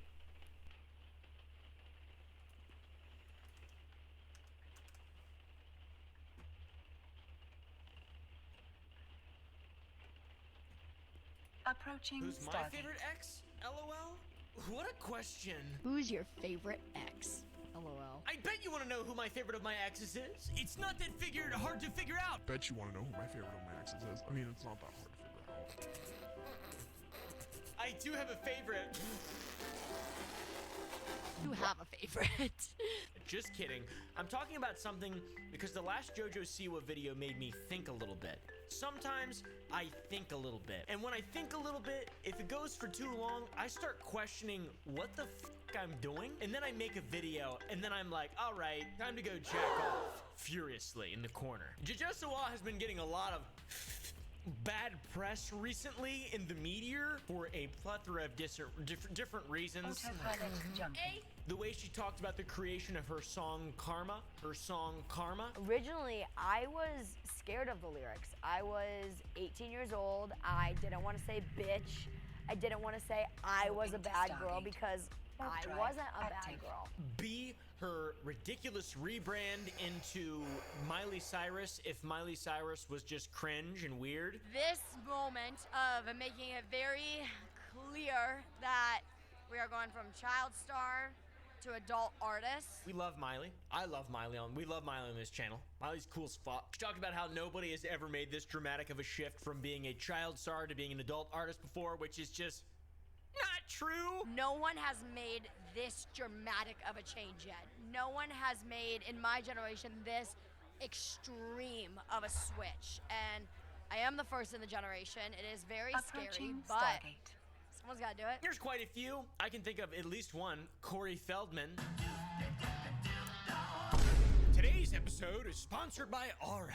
Internet privacy is very, very important, guys, and it's always constantly at risk, and you actually have to take steps towards mitigation of your data being stolen and used against your will. That's why I'm happy to partner with today's sponsor, Aura, a long-time sponsor of the channel. If you Google my full name, you get my address, my date of birth, a picture of my social security card, all that stuff you used to, until I signed up for Aura and they removed all of that information from data broker sites. They put in a request on your behalf to the data broker and they get your information taken down. It's pretty cool. It's pretty cool. Saves a lot of time. It's one of those steps, those mitigation steps to getting all of your shit safe again. Now, let's talk costs. When you compare signing up for individual services versus the singular overarching suite of the Aura product, it's a no-brainer in terms of cost and value. It's like having a security system dedicated specifically to your online presence. So, today, and like days before, I have teamed up with Aura to provide you guys with a 14-day free trial. Head over to aura.com/oompa or click the link in the description. Keep your shit secure, do whatever you can. It's pretty cool. It's pretty cool. It's out there. You just gotta do what you can to get it back. So yeah, click the link in the description, support Aura, it supports the channel, I appreciate it. To double down on what I said earlier, today's video is not about dogpiling again on JoJo Siwa. That's being done enough. She's going to bring that on herself. We are going to think a little bit in this video, and we're going to come to a conclusion together. I'm not going to come to any conclusions because I don't do that. But one thing we're also not going to do is dogpile anymore, because Britt Smith made it clear, the woman who recorded JoJo's song, originally Karma, back in 2012, she said that she didn't want anyone to bully her, basically. She set the record straight, and I saw it and I was like, uh-oh. I feel like kind of like a damn Dickenheimer. She was totally in the right to record her version, and I hate to see, you know, that anybody would think that I'm a part of any kind of bullying or anything like that. I was bullied in high school.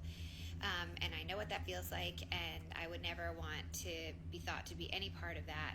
So I just want to make it clear that JoJo has done nothing wrong to me. Britt does also say that she's incredibly grateful for all the support the internet has shown her since the original version came out, resurfaced a bit more so since JoJo's version came out. JoJo Siwa's version sort of repopularized Britt's version. I am so grateful to you guys for the support and love that you've shown me on my version. Somebody unearthed it from 12 years ago, I think, on Vimeo, my video.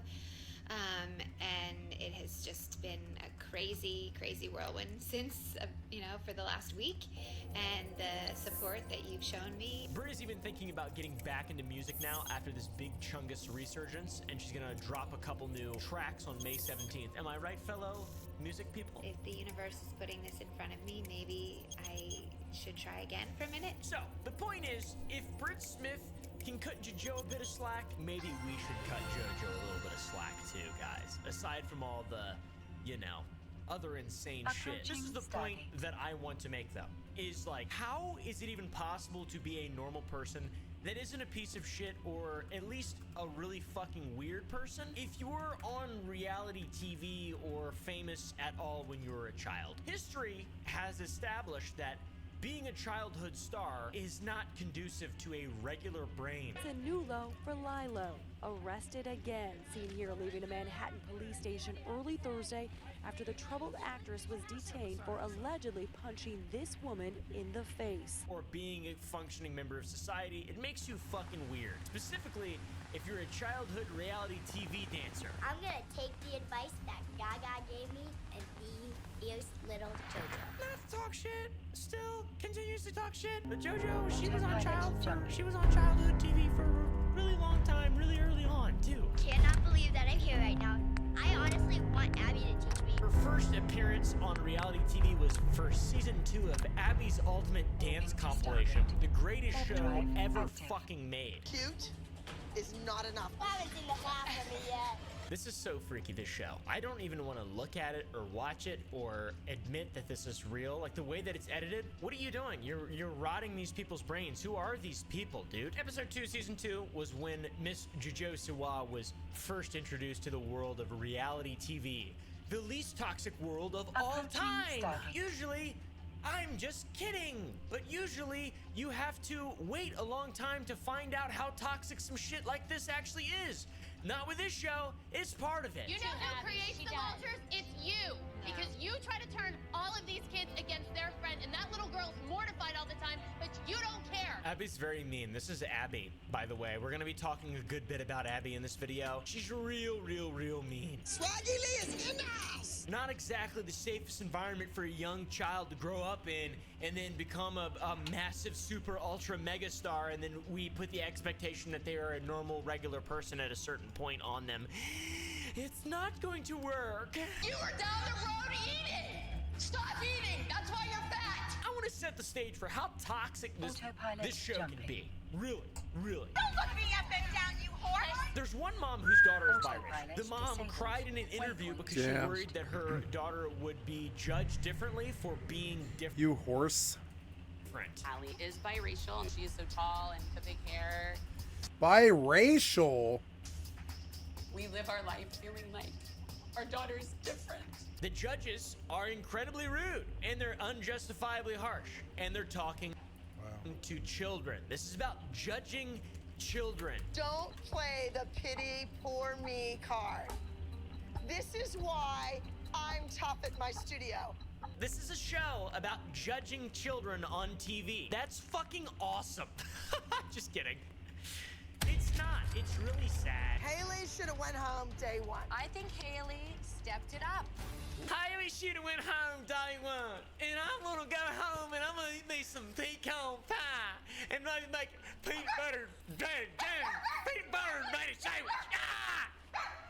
Yeah, Frankie, you we don't like her. Kalani can't do hip-hop to save her entire life. To save planet Earth right now, we would blow up. That's just rude, I feel like. I mean, I think there's a show with not Mr. Beast, Gordon Ramsay, where they got little kids cooking and stuff, and I see them crying. I have 3 daughters, Holly, Megan, Matilda, and they always cry in the kitchen, but they cry with laughter, so I'm not leaving till you laugh.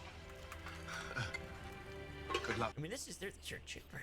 These are kids, These right? are kids. Tyler and Travis, I can't even tell you which twin was worse. I mean, this is cry with laughter, so I'm not leaving till you laugh.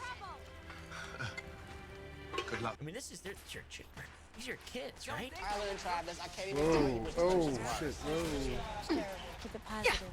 Okay? I can't tell which twin was worse. Oh, yeah. These kids are just getting judged all day long on these shows. They're just getting judged by Abby, the dance instructors, their moms, which are supposed to be their protectors, and the people who are supposed to, by the way, I'm not against criticism. But I think just exploiting children for a TV show and then just giving the least constructive, fucking dumbest, most flamboyant critiques you possibly can doesn't get a lot of stuff done. All right, it probably creates a lot of mental illness. No, not probably. It creates a lot of mental illness. They're also being judged by other kids' moms and each other, their peers. They're judging themselves, which at the end of the day, that's the most important thing. Lest we forget, they are also judged by the audience at home, which I would bet is probably not as evil as everyone else in this show. Surprisingly enough, the comments are fairly understanding. Now, to circle back to JoJo, in her second episode of the first season that she shows up, she gets fucking eliminated immediately from a challenge. Not the whole show. The eliminations start now. When I tap you, you're out. But this little dumbass group challenge, it's honestly kind of funny. This is just the most rotten, evil shit I've ever seen in my whole life. Just like fucking all the evil characters from every Disney movie ever are just culminated into one woman. I think that shit, this scenario that JoJo Siwa non-ironically grew up in, is scarier than like the Little Mermaid having to fight that huge octopus bitch.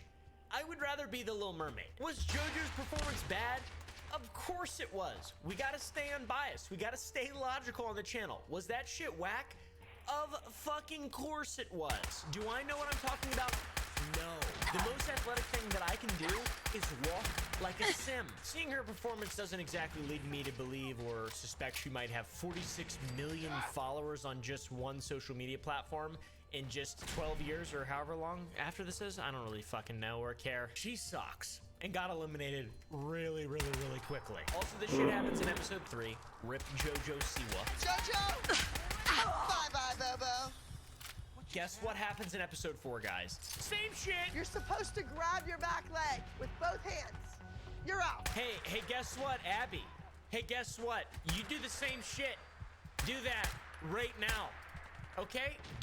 Actually, instead of doing that, Do a single push-up. It feels just rotten.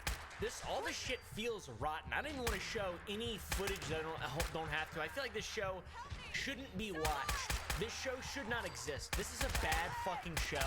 And JoJo Siwa makes sense. Like, the whole character makes sense. She's a product of this incredibly supportive, kind environment. Is it better or worse than Nickelodeon? I have no idea. Would I rather have Dan Schneider as my protector than Abby the dance mom? Probably not. That's so funny though, just them judging and shit, these kids doing all this super gymnastical thing, you know, flipping and flapping and swinging and sliding and doing shit like that, and they're just like, oh, you call that flexibility? You call that flexibility? By the way, this shit happens in the premiere, episode 2, episode 3, episode 4, episode 5, and episode 6. JoJo Siwa sucks. Where were you? I'm sure it was up high. Upstairs. Goodbye. Jokes aside, somehow JoJo Siwa made it to episode 10 where she was finally eliminated. Finally. I mean, she was legitimately the weakest link of the whole fucking show. Just kidding. That ended her reality TV stint. Her first reality TV stint. Certainly not her last, but it ended her first. She was not good in this show. JoJo, today is not your day. She seemed like she was a good sport, right? Her responses to being just belittled, judged. What was harshly. that? For good reason. Poor performance. A lot of the reasons are valid, right? But this is just not a show that's conducive to anything other than just whatever the fuck this show is for. It's not about making good people. It's about making bad people who are good dancers, it seems like. I don't know, though. I'm not in that world. I've heard a lot of bad shit about pageant moms and dance moms and all these terrible fucking horrible stereotype parent things, and it scares me. Anyways, here's JoJo Siwa getting eliminated. Thank you for this experience. Thank you for having me here. I love how emotional the moms get. They're just living vicariously through their children. I never thought I would ever be able to be 9 and dance and exploited to an extreme level on the reality TV show Dance Moms. I never thought that would ever happen to me, but luckily it is kind of happening to me. Because I had a daughter. It's very sad, but in the end, jokes on these fucking freaks. I've never seen this bitch in my entire life before doing research on this, and I've seen a lot of JoJo Siwa against my will in Walmart, in products, money. She's got money. Why exactly you would come back after 2 seasons to just get scrutinized again and just be? Maybe it's not her making decisions. She's like 11 years old, I assume at this point. Maybe it's her mom putting her through all this shit. That's usually what it seems to boil down to, because they're children and they can't make their own decisions. You can't vote, you can't buy a gun till you're 21 years old. Pistol, can't buy ammunition till you're 21 years old. Rifle, you can buy at 18. All right, that's pretty cool. And I did a lot of that, all right? So that kind of leads me to just blame it all on JoJo's mom. She's the reason for this nonsense. And then there was yet another return. A third return to the Dance Moms TV show. The big JoJo return. Specifically returning to the elite dance team. It's like the special operations of dance. JoJo with the Bobo from my ultimate dance competition. She has that charisma. Wow, what a big return, guys. This is awesome. Now, this is a part where it's very easy to point out that this is the mind of a child working. This child, JoJo Siwa, thrives on drama and attention. She's in there filling in for another dancer and asks or goes out of her way to try and replace a different girl. She wants to replace Chloe, another dancer. Do you think I could replace Chloe? I'd like to see her wear your skin, Abby. Just to expand upon the mental age of that child there, you can see that all the adults in the room are the same age mentally as that child. The children who are stars of the show, all the moms are like, oh, damn, that's fucking gnarly, dude. Maybe they're amused by the bold nature of JoJo's request. Maybe they're impressed and they have instant respect for her fearlessness that she was brought up in this world through Jezelyn's, I don't fucking know. Maybe they're expecting Abby to clap back like Ja Rule. I mean, it has been 3 seasons since she was fucking eliminated, and now she's acting to be a permanent member of the team immediately after ending the. Everyone sucks in this show, especially the kids. Just kidding. Just kidding, making jokes. Just a joke. Also the part where Abby says she has a favorite. Probably not good. You really want to dance and work hard at your craft? You can replace anybody. Well, anybody but my favorite. Probably not good. It's like a parental guidance type thing, having a parent that has a favorite. Every parent does have a favorite, that's for sure. Just blatantly saying it like that is just weird, and you're wearing that person's name on the children's clothing and stuff, it's cult-like. In fact, it kind of reminds me of our old buddy Dan, who would also choose favorites and write scenes around those favorites, and those favorites would help him write scenes and characters and all that. Very strange. And my special guest is the executive producer of the EvE show, Dan Schneider. And then we get back to JoJo asking to be a permanent member, and JoJo's mom speaks up. They are going to become permanent members of the team. They, once again, mommy living vicariously through the small child. We came here to be permanent members of the ALDC, and we're not leaving until that happens. Very strange. The whole fucking thing is about the mom, and the children are just meat vessels so they can do their bidding and it's literally living vicariously. It's so weird and just, it's a cesspit of narcissism and just sick people. Sick, fucking rotten, startle me. weird women. It's just fucking disgusting, dude. They all make it about themselves and shit all the time. It's weird. And they also beef with one another. I don't know. My sister used to do showmanship. She used to ride horses, and she was like went to state a couple times. What? And that was like a very small version of this whole pageant thing. There wasn't a lot of like self-comparison. There was no body image problems that came from it at all. But all the people in that were just insane. And my mom also was absolutely insane, but it was about the horses. It wasn't about my sister or like the children. It was about horses. So it was a different thing, but easily comparable. I can see they just get aggressive and fucking start fighting each other, literally fist fighting each other, screaming about who can touch their toes and how long it's been. If I haven't made it clear enough by now, this type of thing, it's all about the moms. There's nothing to do with the children, and that's how you get JoJo Siwas. When you have a little meat puppet, aka a child, and you just make that child live a life that it shouldn't to be healthy, but you capitalize, and it's, you know, it's good for the bank. Really. And the moms and all this are just children. They're just the little dancing girls in the bodies of adult women is what they are. I can't believe you came here just to put Ava through this again. I don't want to put her through it. Will you I didn't know she was hot. They're insanely focused on themselves. They're narcissistic. They're immature. It's fucking bizarre. It's all about them, and the daughters are just dancing to get them their meal tickets. I mean, the show is quite literally called Dance Moms, but it's not really about the moms. It's about the kids. The kids are the ones dancing, but for some reason the show is about the moms. But the moms aren't getting judged. The children are getting judged. The show is about the children. They're the ones who are having to work and put forth effort, and it's a meritocracy involving the children, allegedly a meritocracy. But the show is called Dance Moms. Probably because legally you can't just make a show about little girls doing this. It has to be like a there has to be like some kind of, well, see, it's not actually about the children. We're not exploiting children here, obviously. All right, I haven't been able to touch my feet, my fucking toes since 1991.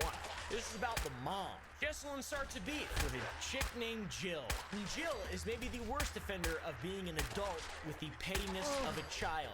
The most valuable trait a human being can have. Having childlike pettiness. Not childlike wonder or childlike curiosity. Childlike pettiness. Now do you believe us, stalker? Now do you believe us, stalker? Give me my William. Give me my...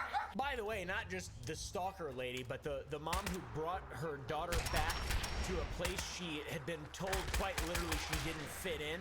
Probably great for her mind. She had her team jacket taken away. She got extra embarrassed. Just it's a really solid, healthy family environment, guys. I love this show. It's so good. Ava, you're too tall for us today. You're cut. JoJo's mom also has beef with a few other moms in this show too. It's not just like a new thing. She has she's got beef. She's got problems. Jesselyn has problems. She pretty much beefs with everybody, right? She pretty much fucking throws fists. I just think you guys are lucky to have Abby in your kids' corner. I don't know who this woman is. That's Jesselyn's son. Don't you talk to... She's the mom of JoJo Siwa, and that's like being Simon Cowell to One Direction. That's what that's like, okay? I want to see them start fucking fighting. Seriously, that's just what I'm waiting for.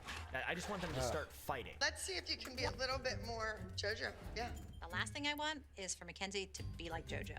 The last thing I want to do is have my daughter be anything like JoJo, because JoJo sucks. Eventually, the moms beef it out, as you probably would expect, in a very healthy way to resolve conflict. The healthiest way to resolve conflict is to just beef publicly. Is Mackenzie worried about the jazz solo? No. We've been doing this for a long time. The show's not about dancing. They could have the best dancer in the entire world on this show, and if the mom of that child wasn't a piece of shit, then they would eliminate her immediately. Because it's a fucking stupid reality TV show disguised as not that. It's not. It's disguised as something that's cool or whatever, that people are supposed to relate to somehow, or as if it's bringing value of some kind, but it's not. Adult women reveling in the inadequacies of a child. Yay! Docking permission requested. Hey, Docking like I request said, go try to accepted. touch your toes out there. All these women, all these older ladies here. What the fuck is this? It's just sad and pitiful. There's even more happened. Christy beefs with Jesselyn because Abby gave the solo dance that JoJo was supposed to do to another girl, and that girl has an insane mom, Christy. You don't see this kind of woman in a dance studio. You see her in like a thrift shop, working the hot dog cart at the NASCAR races. JoJo's mom, Jesselyn, thinks that this Working girl the hot is dog just cart at shit. the... I mean, she just starts trashing her. You look like someone who works at a hot dog stand. You look like someone who hasn't been able to touch their toes since 1989. And then they eventually throw down and they fight each other with their fists, and I love it. Really? You're sitting on my Fists, and I love it. You're sitting on my phone and my water.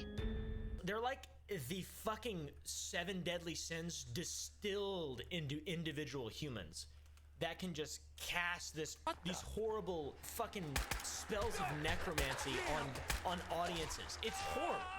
It feels evil. Why are you here? She's doing a lyrical piece this weekend. Anyway, sorry. I know we got a little in the weeds, a little in depth on the fucking childish behavior on display. But this is what results in things like JoJo Siwa. This is what results in all this terrible shit when you just have no role models, 0 role models, and you grow up in this absolute fucking just pigsty of a scenario. All these moms also have massive followings, which is pretty crazy. 2.4. Who are these people? What do they even do? You are the mom of a dancer. You're nothing. You're the mom of a dancer. That's it. And a bad one. Like, that's what you're famous for doing, is just a bad mom. Remember, they also made that girl with spina bifida dance, even though she was bleeding out of her belly button. So, huge fucking massive gigantic L. Hi, my name is Leah Sanderson, and I'm a dancer and singer with spina bifida, so I'm here today to answer some frequently asked questions. Anyways, guys, how many times is this gonna keep fucking happening? I mean, I'm all for dogpiling a little bit on JoJo Siwa. She's a creator. I'm all for a little bit of cyberbullying. It's good. It's the environment. It's what we're opening ourselves up to. You're creating things. You're making a lot of money. It's a bit of a good ribbon. This is the reason for it. If you really want to actually be mad at something and expect there to be a change, this is the type of stuff you want to direct your attention to, not necessarily JoJo Siwa. That being said, JoJo Siwa is now an adult, and maybe he's not surrounded by the best people, but this type of shit has happened many times. Shia LaBeouf. When the seagulls follow the trawler, Autopilot disabled. it is No because they waypoint think set. sardines will be thrown into the sea.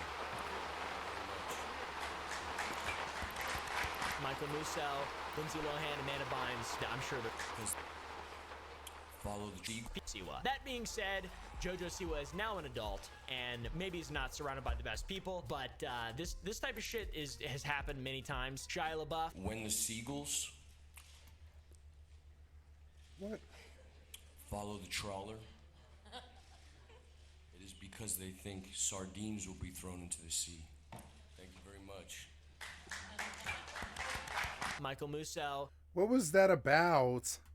Lindsay Lohan, Amanda Bynes. I'm sure there's fucking more. I'm sure there's absolutely more. And JoJo is trying very hard to establish herself as an adult. She's trying to bend the identity that she was just given by this world that was created for her by her mom and this evil reality TV show and all this other fucking nonsense and these freaks she's been surrounded by. There's a clip I remember seeing, I don't know if I'll be able to find it, but she just says she never had a child, she never had a friend that was a child in that world. She's in the industry, and in the industry she never had a friend that was a child. That's not good.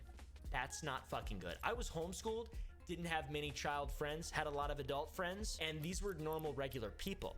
The people as an adult that I'm meeting in the industry, a lot of them, to be honest, not people that I really like that much. Just to be clear with you guys. She was a terrible dancer as a child, though.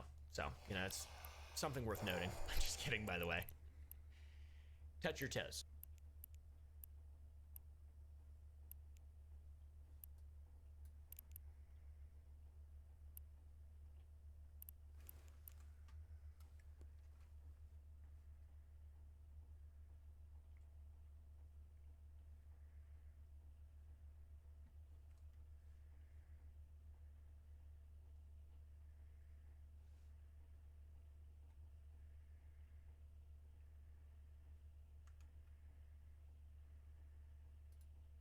Escape from Tarkov?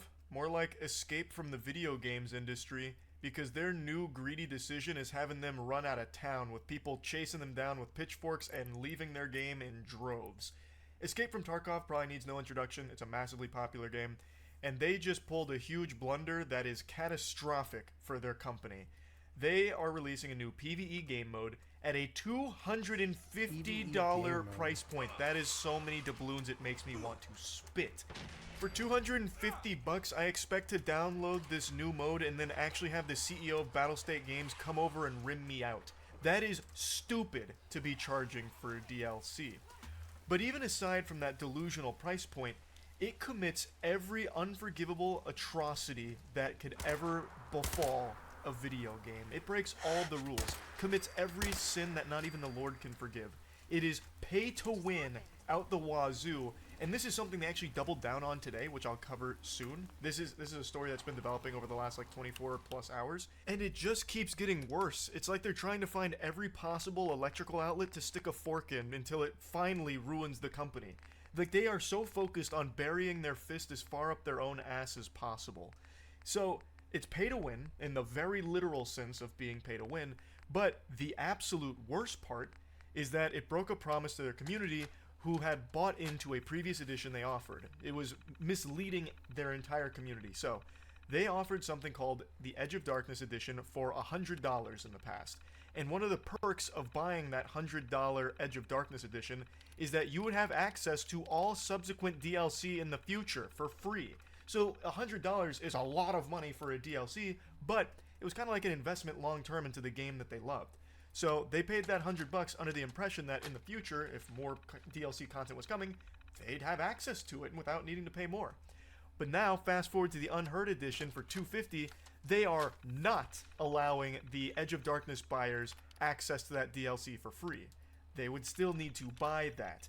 Now, initially, that was going to be it. You'd have to pay the extra $150, but with all of the backlash that understandably came from this, they decided to dip their toes into a compromise where they would offer the EOD buyers 6 months of access to the Unheard edition, so they get like a fucking free trial, like a drug dealer giving them like their first hit for free.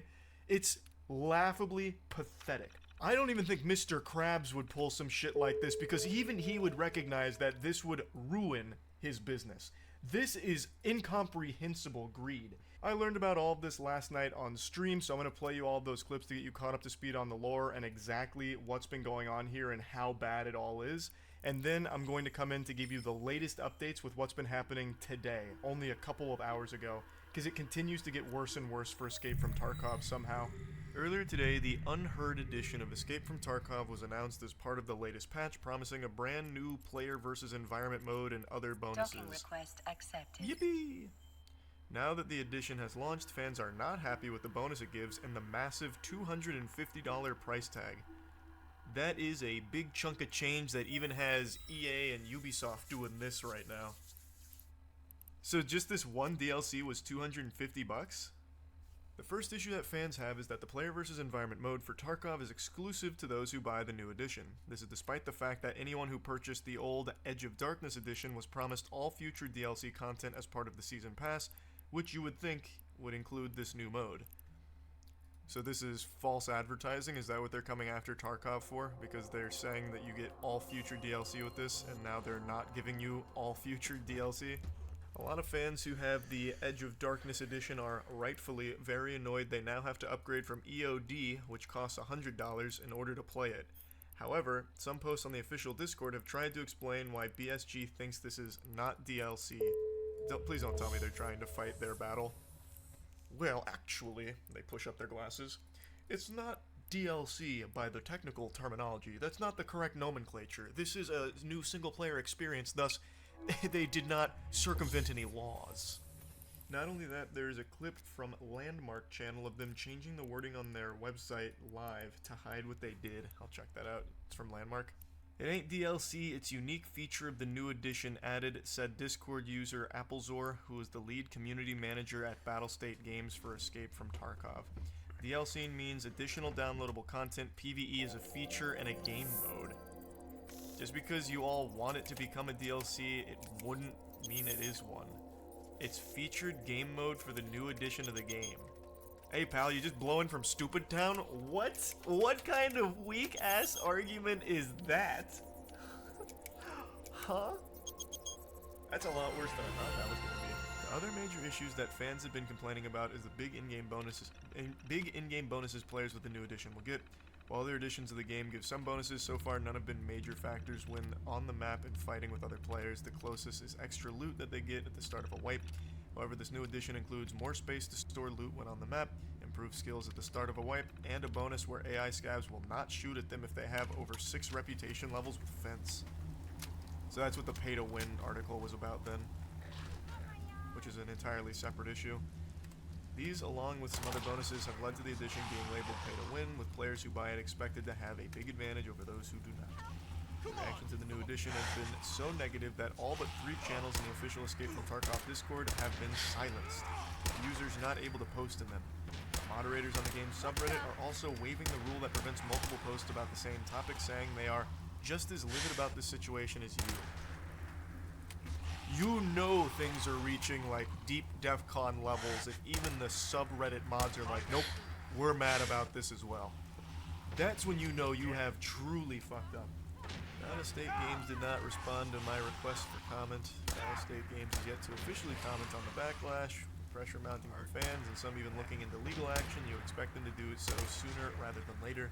The move also comes at a very bad time given that Gray Zone Warfare, a game many see as a competitor to Tarkov, has just wrapped up its first public streamer test, which has gone incredibly well with fans. The public sentiment towards Tarkov very low. Many fans are hoping to get their hands on Gray Zone Warfare sooner rather than later. Here's an update at 8:15. The official Escape from Tarkov account has posted a statement that seems to suggest Battlestate Game has no plans to make the new mode available to anyone who does not buy the new edition. Hey guys, listen, we heard the outrage. Fuck you. EvE mode is a unique feature which is available only for owners of the Unheard Edition. We will keep you updated on new features exclusive for EOD owners. And then they even got community noted. New game modes are generally accepted as DLC if put behind a paywall. Battlestate sold EOD with the promise that they would receive free access to all of subsequent DLCs. So they're even getting their ham steamed by fucking Twitter community notes. Not only that, there is a radio you can call in friends mid-raid to help you with DMC, which has never been a feature. Sounds very strong. You're still gonna buy it, right? Brother, I don't play Tarkov. And you would never catch me spending $250 for a fucking DLC. I don't even buy DLC when it's like $5. You think I'm gonna drop 250 clams on this? Who do you think you are? I am. Or I'm not. I would not do that. That's craziness. Tarkov devs are also shitting on the competitor game on Twitter. That just means that they're kind of desperate. I imagine this is what you're talking about from his stream. They just changed what you get retroactively This one to mod avoid is the no folks calling good. them out. I've talked with ANPC, National Agency for Customer Protection again. The only way we can solve this is if we make formal complaints to BSG about this. If they are left unresolved for 30 days, we can proceed with the lawsuit, no problem. Dan? So this mod I have something about the mouse. High up here, or yeah, I'm sorry. It's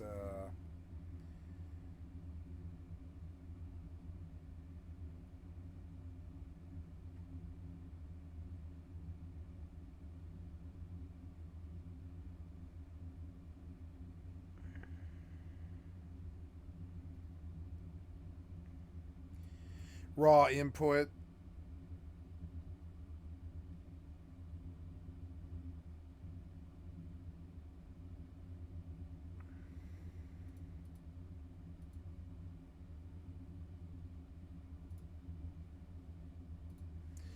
Yeah, I got to get rid of that one and try. I'm gonna go to Fallout 4 and take a look.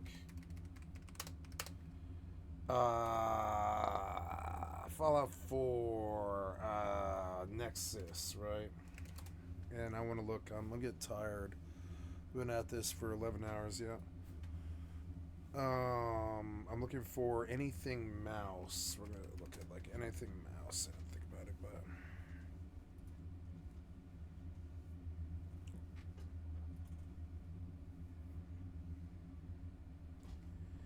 the ultimate mouse insensitive.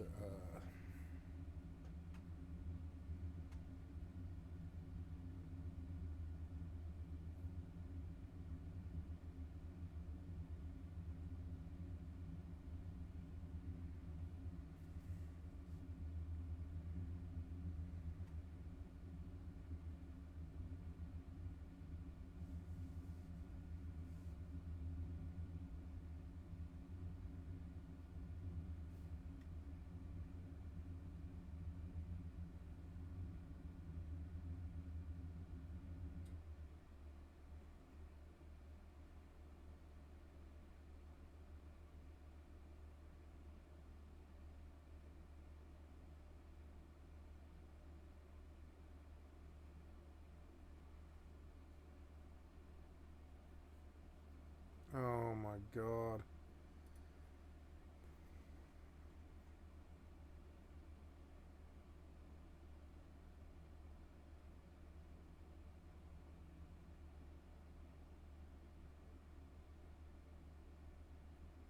It was good, but I installed the wrong part of it, really. Try again with a different setting. 75% was way too little. Oh, the download failed.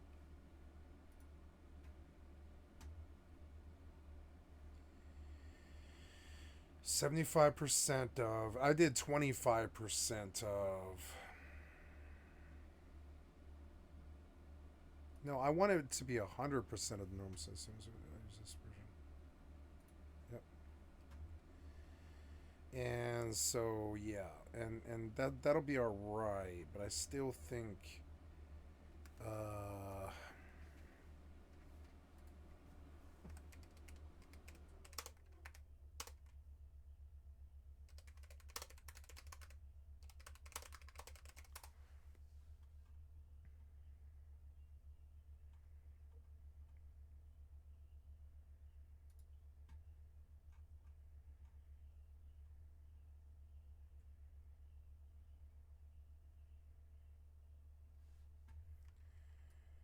So if I look for F-mouse setting sensitivity, I think I remember an old setting that I can fix here. So we're going to go take a look at that. That might actually solve the problem. Let's go back to...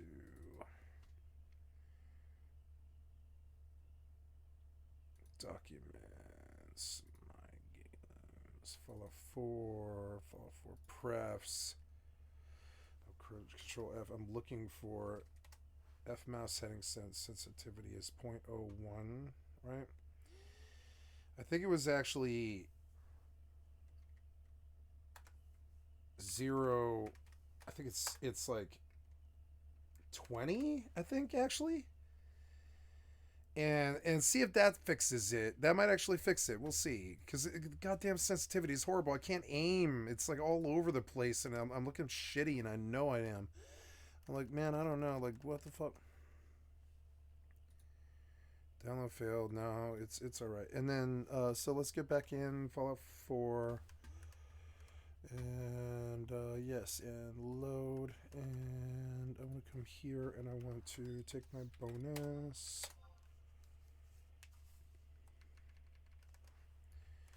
Okay, and then you... Oh, good, I won.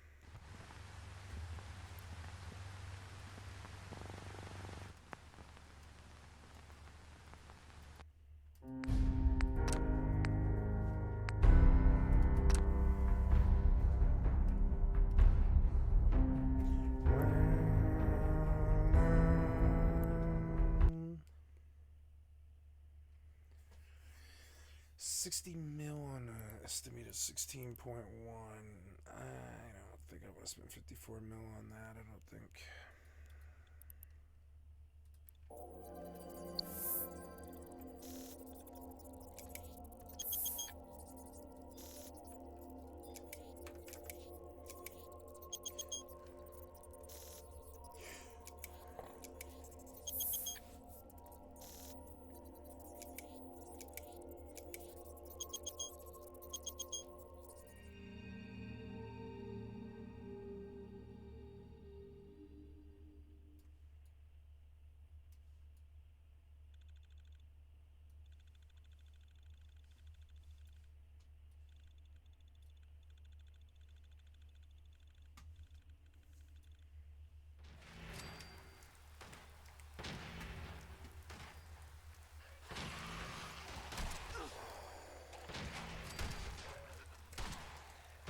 There, it's better. It's like way better.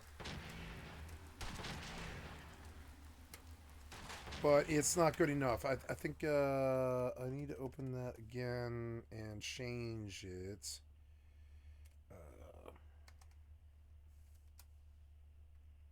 It's good, but I need it at 3.7, I think. I'm so good at this. I can't believe I managed that. What if I can do that with Fallout 76 too?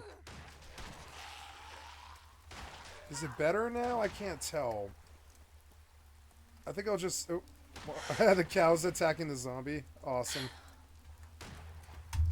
Yeah, that's not enough now. Glad that's over.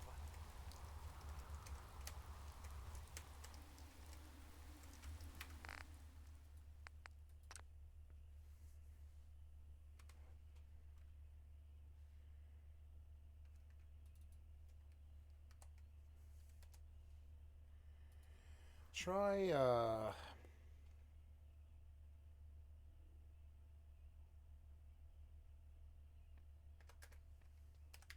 50 maybe? We'll try that. Gotta get it close.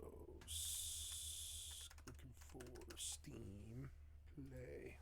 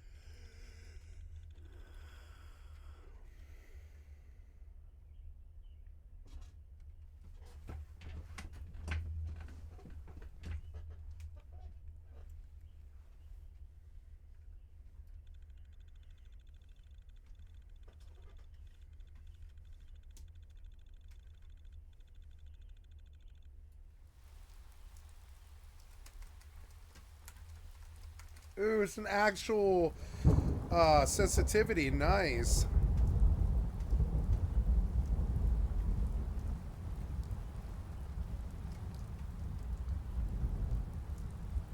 Oh, did we win? I got word of a settlement that needs our help. I'll mark it on your map. Go find out what they need. We could use more settlements supporting our cause. Huh? Let's do All this. these zombies and no ammo.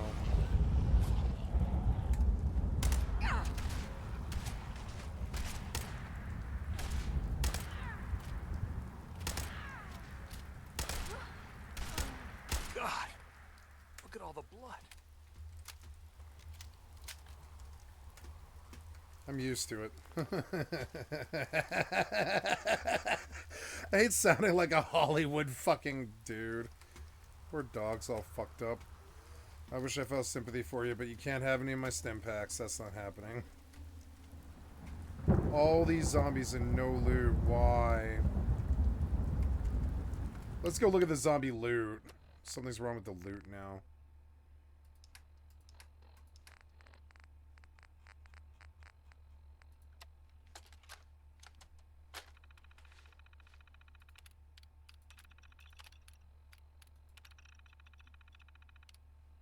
Enable. You turned it off. What? Oh my god, I wasted so much fucking ammo. Oh my god. I might need like a to produce a bunch of lead so I can make bullets, or I can't really continue. It's so stupid. Take so many bullets to kill these things.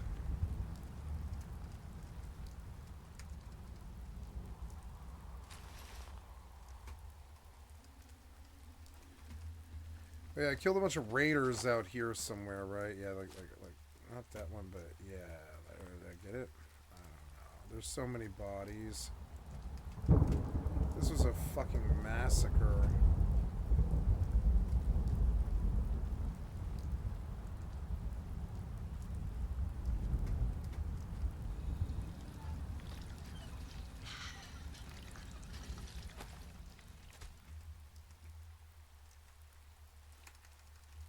You can't. So if a bunch of settings on that thing change, let's see what else is going on here. So it's like zombie settings, speed. It's random. Oh no, I want it at a. No, I like random actually. Random's good. Yeah. Health is 100%. I could see them being a little easier.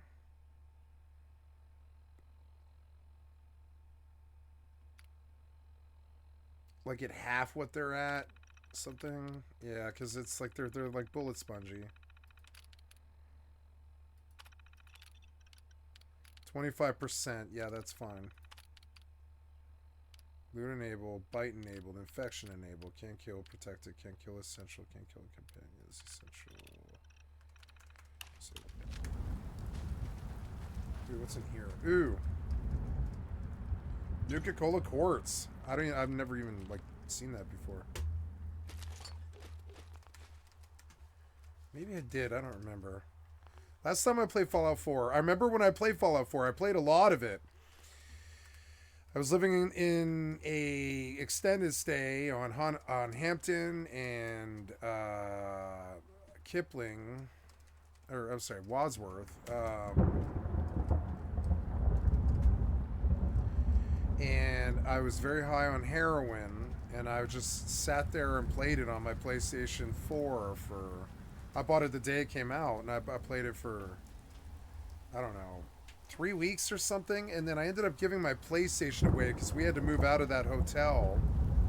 I gave my PlayStation to my best friend, and I never played Fallout 4 again, pretty much. I mean, I played it occasionally on stream here, but I've never made a real attempt at beating the game before.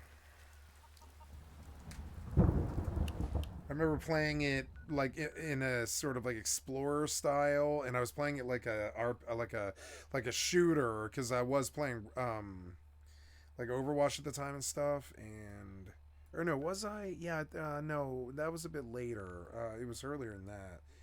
So I was trying to turn it into a shooter mainly. Sunshine Tidings co-op. Okay, works for me. They want me to go to it. Okay. Do I have enough ammo? I'm not sure.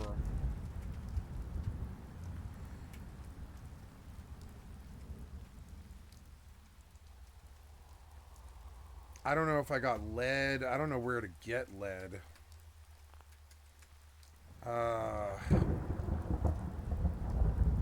I might just produce lead so I can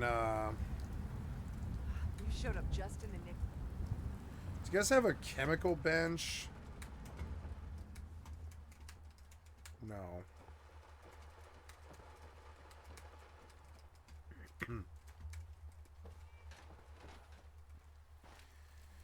Alright. Well, we will go and produce let me think about that. Produce at Red Rocket.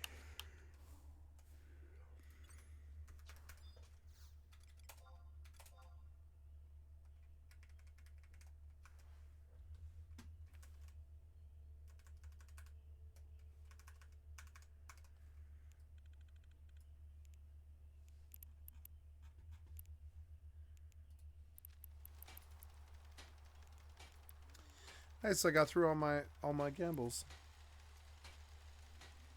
Don't much care for good neighbor. That place is nothing but trouble. Those big ugly bastards sure hit us hard.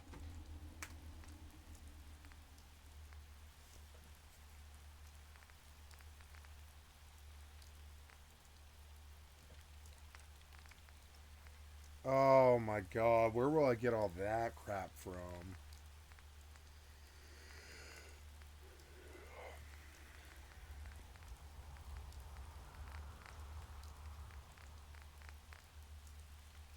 Ooh, I can make mini nukes. Very good.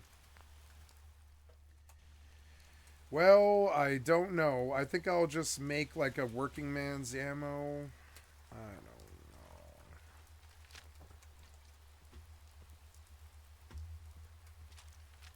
Yeah, I'm like out of ammo on everything. Like everything. It's so annoying.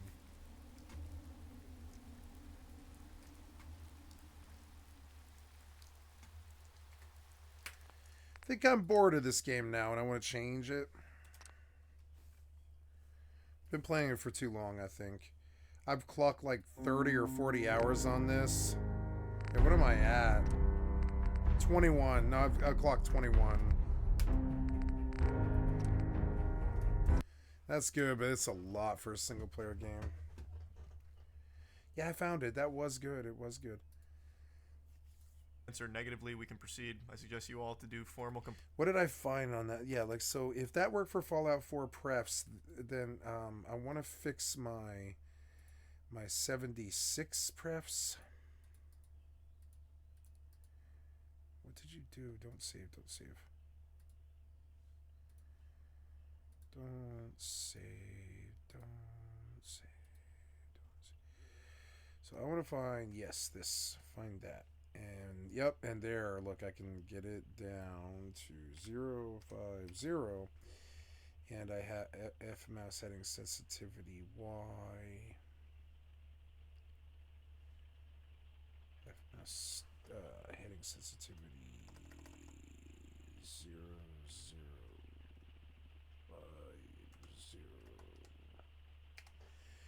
and I believe that is good.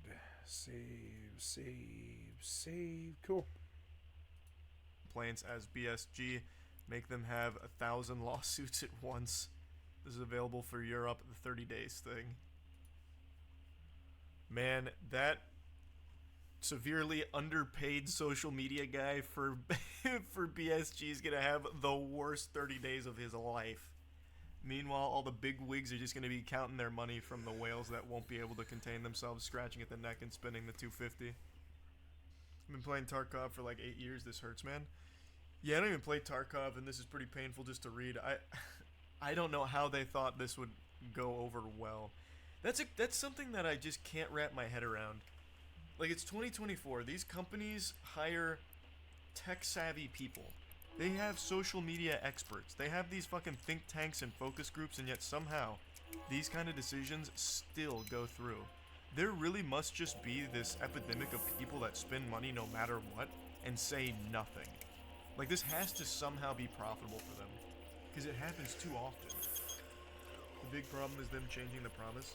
Oh, and that's not even the, I mean, that is a big problem, but to me the biggest problem is just like this outrageous price point that they thought was gonna work. Even if there was no broken promises, I still feel like most people would see $250 for some fucking DLC and scoff. Look at Star Wars Outlaws, for example. Granted, you get a lot more out of this for $250 than you do out of Star Wars Outlaws for $130, but even still, those prices are fucking insano style. And you want to know what else is laughable and pathetic? Their social media guy who's fighting for his life right now on Twitter. So, Escape from Tarkov is by far the biggest in the genre. However, there are a couple of competitors. And this lone warrior with access to BSG's Twitter, the company behind Escape from Tarkov, is doing his best to try and play hardball, fight fire with fire. But he didn't realize he was bringing piss to a poop fight and ended up covered in filth. He desperately tried to plant his feet here and make a public slapping display. There was another game that was taking advantage of all of the hoopla here, recognizing that Tarkov fumbled and that a lot of players were leaving, so they made an announcement saying like, hey, you guys are welcome in our game. And the BSG social media champion tried this little maneuver. Have a nice 20-minute adventure in the blatant plagiarist game, In and Out. And then even got slapped by Twitter, community noted, saying, hey, it's not plagiarism. They need to prove that assets were taken from EFT. So even Twitter's making fun of BSG.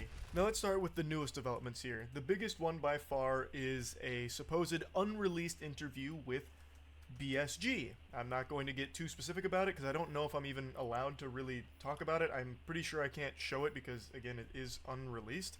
But basically the interview went as bad as you could have possibly imagined. The interview opens with him saying that all of this is not a mistake. He's not forcing anyone to buy their game. So, suck it up, basically. And then another question that was asked point blank was, are you contemplating any solutions since this has been received so poorly? And he gave a single word response. No. So it doesn't seem like there's any signs of them changing their minds with this direction here. The whole interview was him just basically throwing everything into the shitter and saying, deal with it. 250, fork it over, is what it is. We're not changing this. And then, this one blew my mind.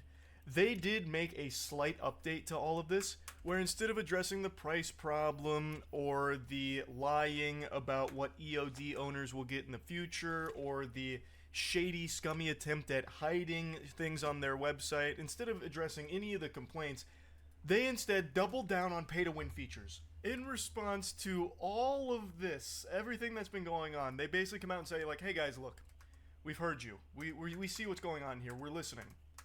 So we're giving you more pay-to-win features. Mother of pearl, just look at this list. One of these is high priority matchmaking.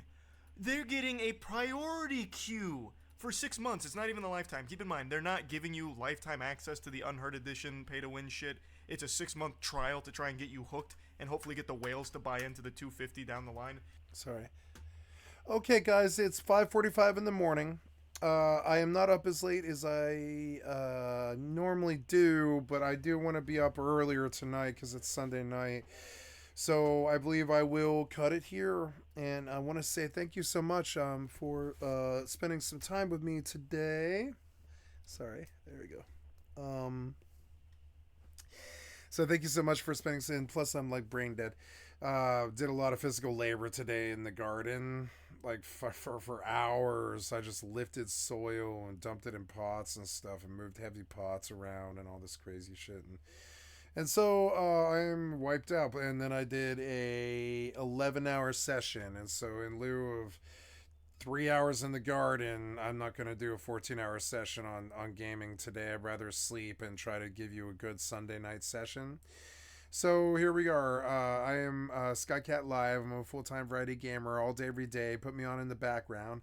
I hope you enjoyed the EVE Online, FFXI, Horizon, and Fallout 4 today. And I hope you have a wonderful day. Come click on the cat's face to donate at skycat.live or come to Twitch and give me a sub and a follow and all that. I want to say thank you so much for all the for all the follows and everything and all the subs that everybody's been giving me and everything. And I want to say thank you so much. You guys have a wonderful day and talk to you later. Love you. Bye.